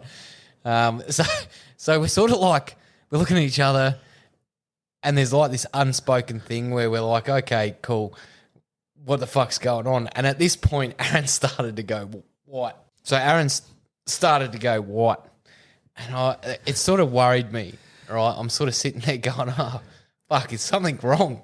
Did you catch an extra snippet that you didn't? Yeah, is something wrong? Like, yeah, did he hear something that I didn't? So I'm starting to get a little bit freaked out. I'm like, "Oh shit." Anyway, like a couple minutes later, the plane started to do some really, really, really hard banking. Now, getting a C-130 to move quick is not, like, I'm sure they move quick, but in relation to a small plane, they're very big and heavy and not agile. And this plane's banking. And we're like, okay, is this the worst of it? He's just doing a few turns. And this dude's come back out to us and he's like, "Lads," like he's screaming it. And like it was to the point where it was enough to be audible so we could get what he was saying. And he's like, "Lads, TK's taking indirect and small arms. That's it. We're going to land this thing hard." And I'm like, what does that mean? Like, how do you land a C-130 hard? So I'm like, okay, whatever. Thinking that this banking was the worst of it. No. So we've gone from whatever 1,000 feet. I'd like to say 14,000, but I think it was high. I think it was a lot higher than that. And they've just started to like plummet, dive. And TK, the runway is actually a very, very short runway. So it's not essentially big enough. Like, it's big enough to land these like big planes, but there's no fuck factor in it, right? It's a very short runway in comparison. So, and knowing this, I'm like, okay, cool. They're going to get like drop altitude real quick. Yeah. The bunking got worse. And I'm looking at Aaron and he's getting shades wider as this bunking's getting worse.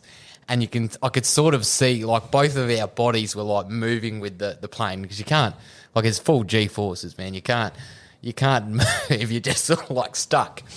And we've got our webbing on with our plates in and things like that, our bulletproof plates. So they're quite stiff. So I can look at Aaron and like his neck would be like, there'd be inches and inches of space gradually getting bigger and bigger from his plate carrier to his body. I'm like, this is fucked. The banking got worse to the point where they just were suddenly in a spiral. Like it was a spiral. Like dead set. There was no like left or right banking. It was just, that's it. We were going to land. And they dropped this thing in 30 seconds, man. Less than 30 seconds. It was on the deck. So it's just fucking hit the deck. And that first fucking like wheels hit and like naturally just picked up. Like the plane's just lifted again. I'm like, fucking hell, we're going to die. Now, there's these little portals because we're in the centre looking out and you could see these little windows, right? And you could see the ground. And so apart from looking at Aaron and judging his face and his body movements, feeling my own body movements and freaking out because I'm like, what the fuck is going on? We're looking out this portal. So you can see the plane, like the ground getting closer and closer because it's banking, all right? So we're watching this ground. And before it did hit, like you're just like, is this plane going to level out? Like, or is the wing going to just slice the ground and start and just suddenly crash? We didn't really know what was going on. And these pilots, they were American pilots, and I have to admit, Yanks know how to fly planes, aircraft. Fucking hell, they are good.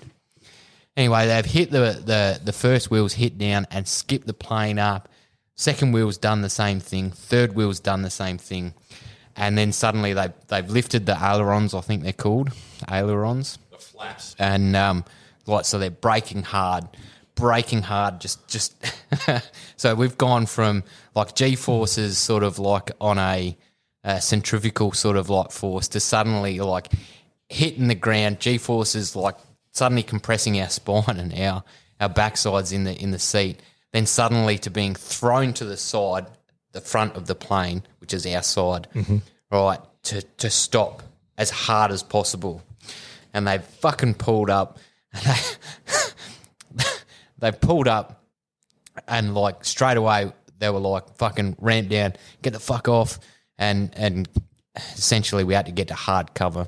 So they're like, get the fuck off. And I've stood up and I've been all right. I haven't been too bad. Like I'm still sort of like, I'm not sort of too spaced out, a little bit freaked out, sort of like, but I've still got my bearings just by pure luck, I think. And I've looked over to Aaron. Aaron's fumbling around with his fucking belt buckle. He couldn't get it open. He's finally got it open. He stood up. The poor bloke's like 6 foot something. And he's like this walking lollipop that's just like fucking trying to get out this plane. He's sort of tripped over the deck, or the ramp, sorry, and got out. And then he's just stopped. He's looked at me and he's like, Batesy, man, I don't feel good. And just suddenly got another shade of white and fucking lost it, man. He's just absolutely lost it on this tarmac. And like he could barely walk to the hard cover after he's fucking had a chunder. And I remember looking left and seeing how much runway we had left, man. Bro, this runway would have been like tens of meters and that's it. There was no more runway. Like none. Like I'm like, fucking hell. Like what the fuck's just happened? Anyway, we've run to hard cover and we like everything's died down and fucking the mortars have finished and we're like, cool, fucking hurrah, let's get on with our job. But that's my take on hard and loud because it was probably Hard landing, super loud. Hard landing. yeah, Super loud plane. pretty much. But that's my take. Sick. That's a good story. That is a good story. That's that.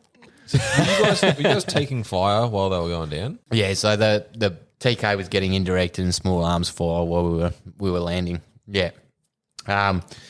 We did get a report that someone tried to engage the plane. I don't think that's true. I don't know. They did some weird shit at TK. Like we had this like blimp that used to have some cameras and shit on it that they'd send up just to survey the area. And like dudes would try and shoot it with a fucking 303. Yeah. Yeah, look, I'm probably downplaying it a bit.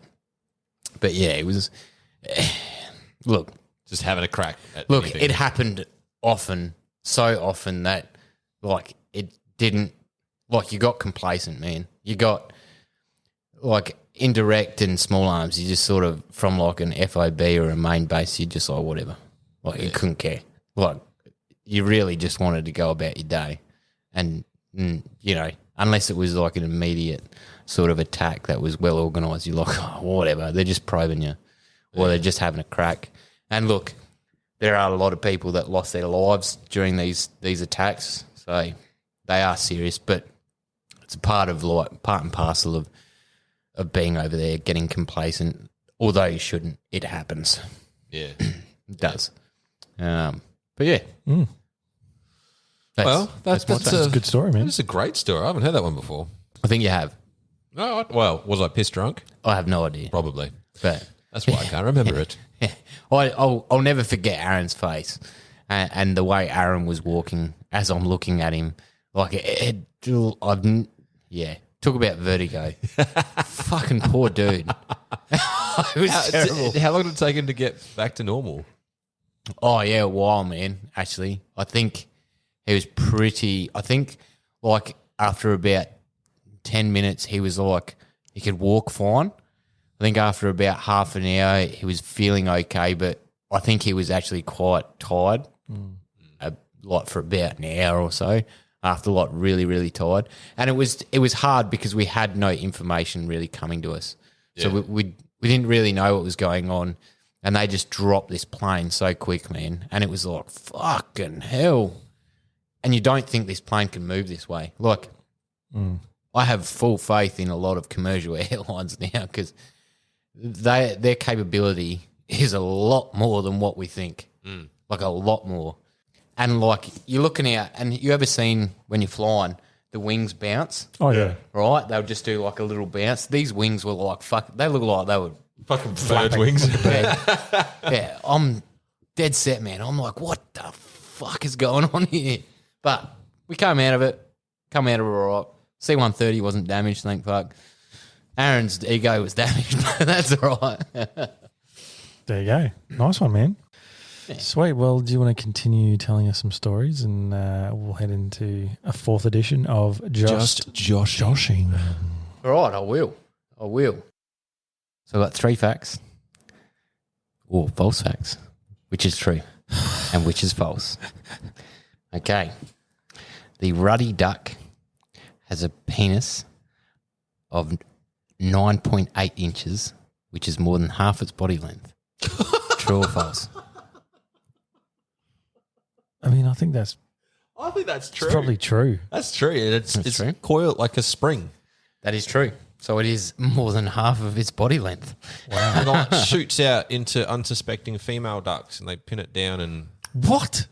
yeah. There's a lot of extra facts actually, in, though. most bird species, they haven't grown a specialised organ to deliver sperm. Cloaca. Yeah. So, but the ruddy duck has a penis. There you go. Okay. The next one is in 2007 at auction, a walrus fetched $8,000 and had a penis of 3 feet. True or false? Walrus had a penis of 3 feet. I think. A fossilised walrus in 2007. Do you know how old the fossil is? No idea. Because like that would mean that the walrus has gradually grown a bigger dick as it's evolved. Because walrus has got the biggest dick in per ratio. No, body second. ratio. Labs are first. So, So that joke is never going to get old. Thank you, 51st dates. I think just joshing. I think you've changed one of the facts of that story. Ooh. I think just joshing as well, because a walrus. What need would a walrus have for a giant schlong over evolution? I know, 3 feet's pretty big.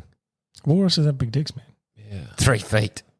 3 feet. I'm picturing 3 inches for some reason. But 3 I feet. think you've changed some other detail of that story Well, to make it just joshing. actually, this fossilised walrus had a penis of 4.5 feet long, There you go. and the average of walruses is 22 inches. So, big dick. 22 Big inches? dick. Yep. 22 inches. Which is Yeah. not 2 feet. It's like 1.8 feet, maybe. I don't know. 1.9. I think it's called a baculum as well. 12 feet in a foot. But 12 inches in a foot, rather. yeah. Yeah. Yeah, so 22 inches. That's not quite 2 feet. No. But the biggest Oh, hello. The biggest, found the from a biggest. fossil was 4.5 feet.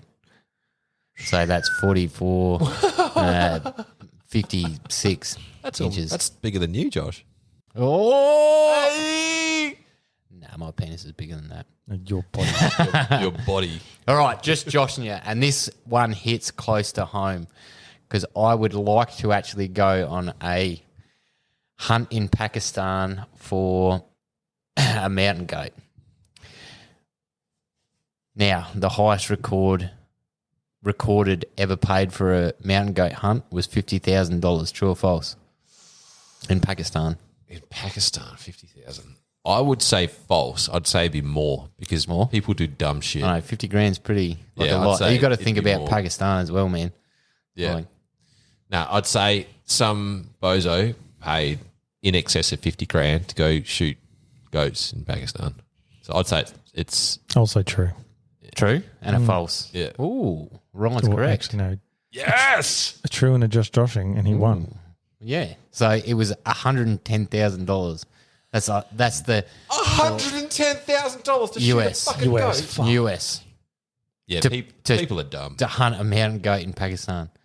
And I actually did see there's a guy on YouTube that he did this hunt with a bow and he shot a mountain goat with a bow at 128 meters, man.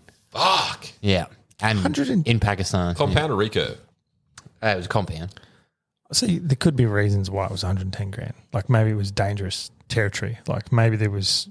Look, I'm going to have to forward the link to you because this dude, if you're interested, this dude like goes through the whole, like he's from Europe and he goes through the whole shebang about how to get to Pakistan, like goes through all the borders. He ends up getting to this local village and this village is like still like a couple hundred Ks out from the mountains and he had to get like a guide, then all the people that were carrying the equipment and the animals, and then he had to get security as well to go out there. And he ended up going up to this mountain range. I think they dropped some of the security off when he started going up the mountains because it's pretty much uninhabited.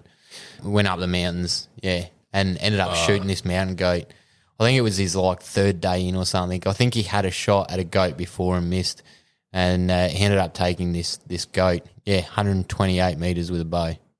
Is this the dude that paid 110K? Nah, but I think I got a Would've been feeling he close. was pretty close. Yeah. Yeah. Look, the amount of like effort, like they go into those guided hunts is it's just insane, man. Yeah. But if you've got money to burn, like you could find anything that you need. Would you do it? If I had the money, not $110,000 for a goat. If you were a multi-millionaire, would you do it? No, not for a goat. For Really? yeah, a no. mountain goat in Pakistan. Yeah, nah. Jeez. Does not Maybe if appeal I was at all. bored and I had that money to burn. If you were like a multi-millionaire, you didn't have to work for the rest of your If life. I was going to blow up a mountain of mountain goats in Pakistan, So yes. so more to your okay, I got another just joshing. Can you go to Thailand and shoot a cow with an RPG? in True. this day and age, I don't know if they still do it. Well, I'm sure COVID's taken a dip in the old tourism industry. No, but- because there was a big. I was over there. Oh, that would have been 2000. Yeah, probably 6 or 7 years ago. And he missed and ruined it for everyone. And well, we couldn't find a place that would do it. Like none of the locals, they're like, oh, they don't do that anymore. Like, Look, I'd heard it's a thing, but I doubt. whether yeah, they you'd still like do it. You'd have to know the right people because it was the army that was setting it up, and they were having tourists pay stupid amounts of money, and the army would the soldiers would take it. It's like a side hustle. Yeah, well, that's how they they Yeah, pay I mean, for their own yeah, bombs and everyone's rockets. correct, so- But no, I had a mate in there in 2016, 17, and he shot an RPG at targets, but he was offered to shoot a cow with one. He declined. But yeah, It's pretty pointless, really. it's I'm like, oh. it is. It's senseless killing, but hey, look, yeah, I don't know, man. Like you can still shoot RPGs. I think there's some places that let you throw grenades, yeah, and I think you can shoot like machine guns and 50 cal, and all kinds of craziness. all kinds of stuff. Yeah. But blowing up a cow, I think you can still blow up chickens. Look, A mate of mine was over there recently, and he was saying that was still a thing. look, if I was going to do something like that, I'd go to the States and try like a Vulcan machine gun or something like that, and just shoot at a target, and I'd be happy. Or some tannerite, which we're not allowed because Yeah. Australia. Yeah. I think with UK, like senseless killing of a cow, like why? Yeah, like there's not going to be Oh yeah, there's not going to be cow left to butcher, is there? no, A rain of blood and guts. it's going to be pink mist, man. Yeah, it's going to be pink mist. I think it's just about shooting the RPG. Like, who cares what you fucking hit? It's the thrill Yeah, of exactly. Yeah. shooting the thing. I'd And rather shoot a car and watch it explode. look, any of those sort of like recoilless fucking rocket, they're an experience to shoot, man. Yeah, you got to do it. If you had endless money, would you go somewhere where you could shoot some recoilless shit? Oh shit! Yeah, I'd want to shoot everything like tanks, fucking Apaches. Apache. I just want to do a flyover with an Apache. Just watch those fucking rounds. Yeah, It'd be fucking sick. it'd be a lot of fun. If that's what I'd do. If I was like a ridiculous billionaire, I'd just buy stupid amounts of military equipment and aircraft and learn how to fly all of them. Well, here's one for you. Would you go to Texas and go on a chopper cull for pigs and use An some sort Apache. of belt fed? I'd use an Apache. I would cull pigs with a fucking Apache. That's what I'd do. An A10 Warthog. Bah. Yeah. What about you? Your mind's ticking, but you're like, oh, morally this is wrong, but my heart says yes. I feel like I'd just buy an island and set it up with all these things, like my own private range. I've just Oh, Settle dude. down, Putin. Apache paintball. like just a ridiculous. You're in aircrafts with shoot paintball guns and you're having fucking dogfights. Yes. You got to learn how to fly a fucking helicopter. Nah, you can just YouTube that shit. That's fine. I like you where you're going, but I still think there might be some legalities about getting some guns on that island. I'll declare independence for the island and be like, yeah, no, it's my. It's going to be my own island. country as well. Yeah. Can you imagine? I couldn't imagine you two like leading your own fucking island. It would be so good. This comes It's just from me, it's because not him. that was a question from your missus. Would you buy an island with a bunch of mates? So we'd have to have a civil war to see who's going to be the president. No, we just or sorted the out dictator of with a that dog country. fighting up in the air. No, this Any is dispute. this is in the bet about who dies first. Whoever's the last one just gets the island. Yeah, but between now and then, Oh, as in we all do like have our own little alone thing, and whoever's lasts the longest. what about it's like the UAE where we just have sectors? We all take areas and we become the dictators of those areas. Then we form fucking society, and then we want to invade because you have better resources. I don't want to live under your dictatorship ever. You pretty much do. Anyway, let's move this on. I think it's time for this week's Indeed. Negligent discharge.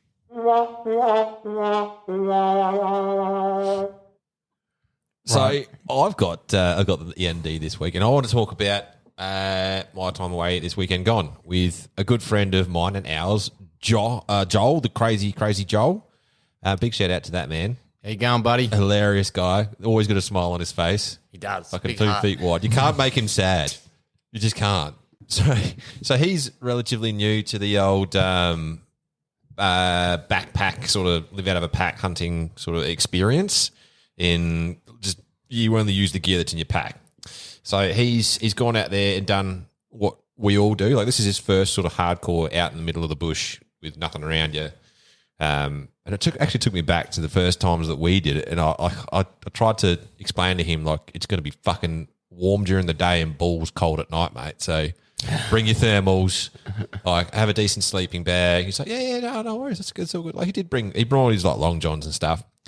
But we also took a bottle of port with us. And so on the first night, we were like all having chat about, gear and what to expect and that sort of thing. Yeah. I'm like, well, maybe you should like put your long johns on now and get yourself geared up. I'm like, yeah, no worries. And then we got chatting and then we drank a bottle of port.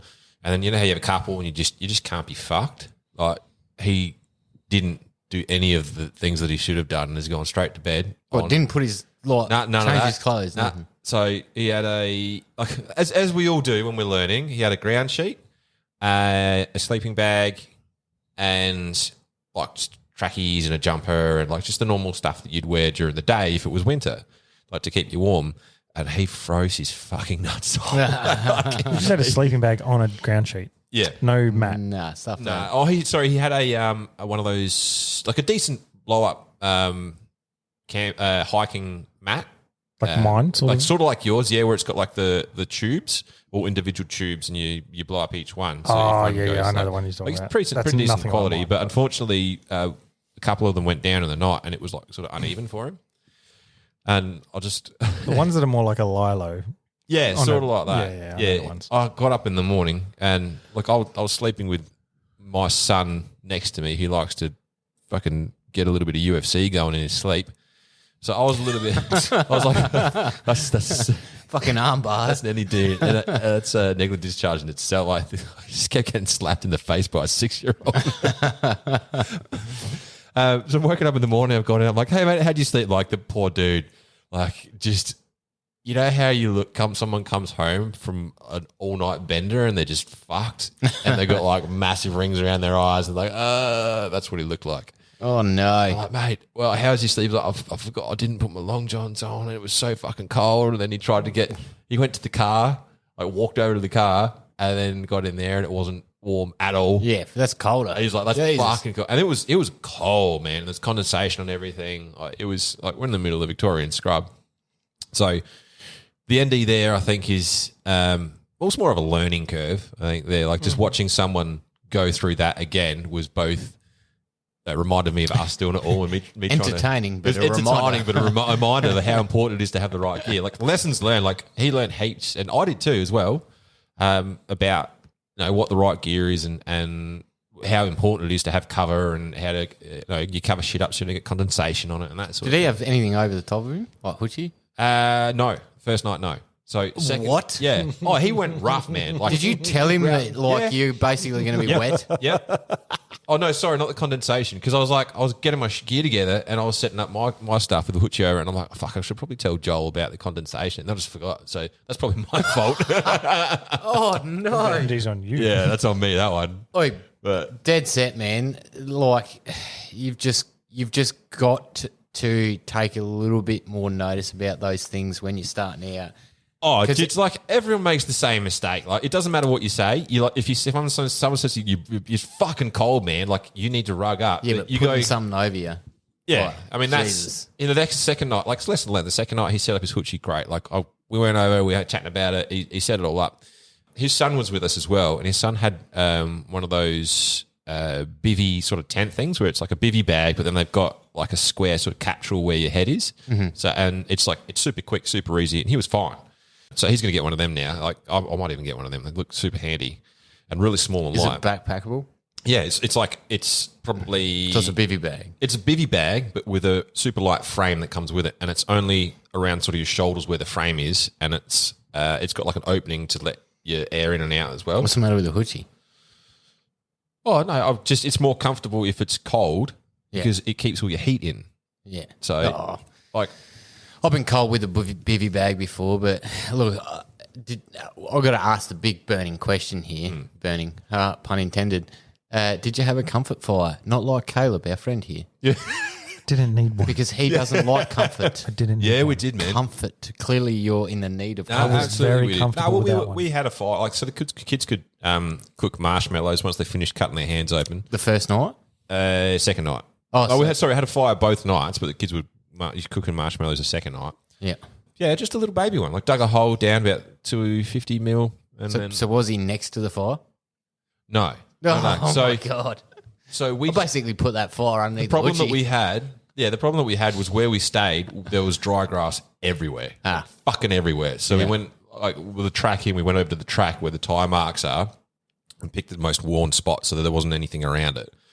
And then just had a little fire there. So you basically just created a fucking obstacle Pothole. track. No, we filled it in You and made a pothole.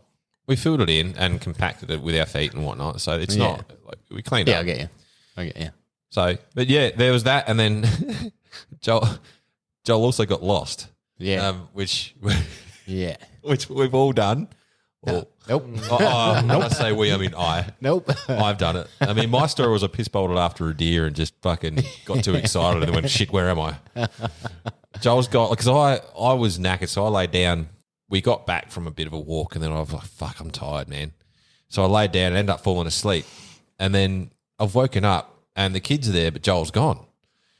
I've gone, oh, did the boys, did Joel tell you where he was going? And like, no, we were asleep too in the car. So, all right, no worries. Like an hour goes by. I'm like, fuck, he's been gone for a while. And like nothing. Like his rifle's gone. So I've got, okay, he's gone for a bit of a walk. And after a bit, I see him like just fucking sweating bullets and just like pops out of the densest scrub you could possibly fucking find. And then like he's like, oh, like where have you been? He's like, oh yeah, just went for a walk, been a couple of hours. Yeah. I'm like, oh, okay, where'd you go? He's like, I don't know, I got lost. And I was like, fucking hell. Did he have phone reception? Well, that's like he did. So, That's but worse. we were in like there's dead spots all over the place where we were. So the phone, the GPS hadn't updated when he looked at it, and it said that he was pointing the opposite way. So he was doing the right thing and following the sun opposite. So he was walking into the sun, then he turned around and put the sun on his back. But then he whipped his GPS out and it threw him. So he's turned around and gone like a half hour in the other direction, and he's going through like dense scrub that's like shoulder and higher. Ouch. And he was just fucked. And like I could just like talking to him, hear the relief in his voice where he was like genuinely worried about dying. I can imagine his voice as well. Right. Yeah. He was just like, oh man, no, it was good. Like I thought I was going to die. And I'm wandering around. I'm like, fuck, I'm slowly getting more and more concerned. That sounds like time for a beer, to be honest. Like, He did well, but it's, I mean, the spot that I'd picked, I knew it was surrounded by roads, and I was like, if either of us gets lost, we can walk for a couple of hours in one direction, and you get to a road, and then you get your bearings from there. So, and especially with the kids, like I didn't want to be in a spot where it's just fucking hills and you don't know where you are. What we actually did is I took the two ways out, and I said to the kids, anywhere that anytime you want to go, you got to stay where you can see us, but you got to take the radios with you as well. And then that way, because there's no phone reception, at least you can communicate, and they can be like, we're lost. And I'm like, all right, where's the sun? Oh, I'll put the sun on your left and walk straight, and like you can at least walk them through it. Like as a parent, the fucking worst nightmare is your kid getting lost in the bush. yeah. It's especially when you got a runner, like a kid that just likes to go out and do stuff and doesn't pay attention, just wanders off. Yeah. So I feel like Archie would be pretty. no, he's pretty good. Like he's very, very good. Like if you give him instructions to stay close, he genuinely will. But he does this thing where he'll just think about stuff and then start singing to himself. And if he's thinking, he'll do pay attention. But he's at that age where everything's a fucking distraction. So he'll like see a butterfly and follow Homer it off. Simpson. Yeah. Oh, butterfly. Yeah. Like just out of curiosity, like, and he'll start just poking things and rustling around and crawling up into like under bushes just to see what's in there. And it's he does. Just wait till he gets the age where he figures out how to make fire.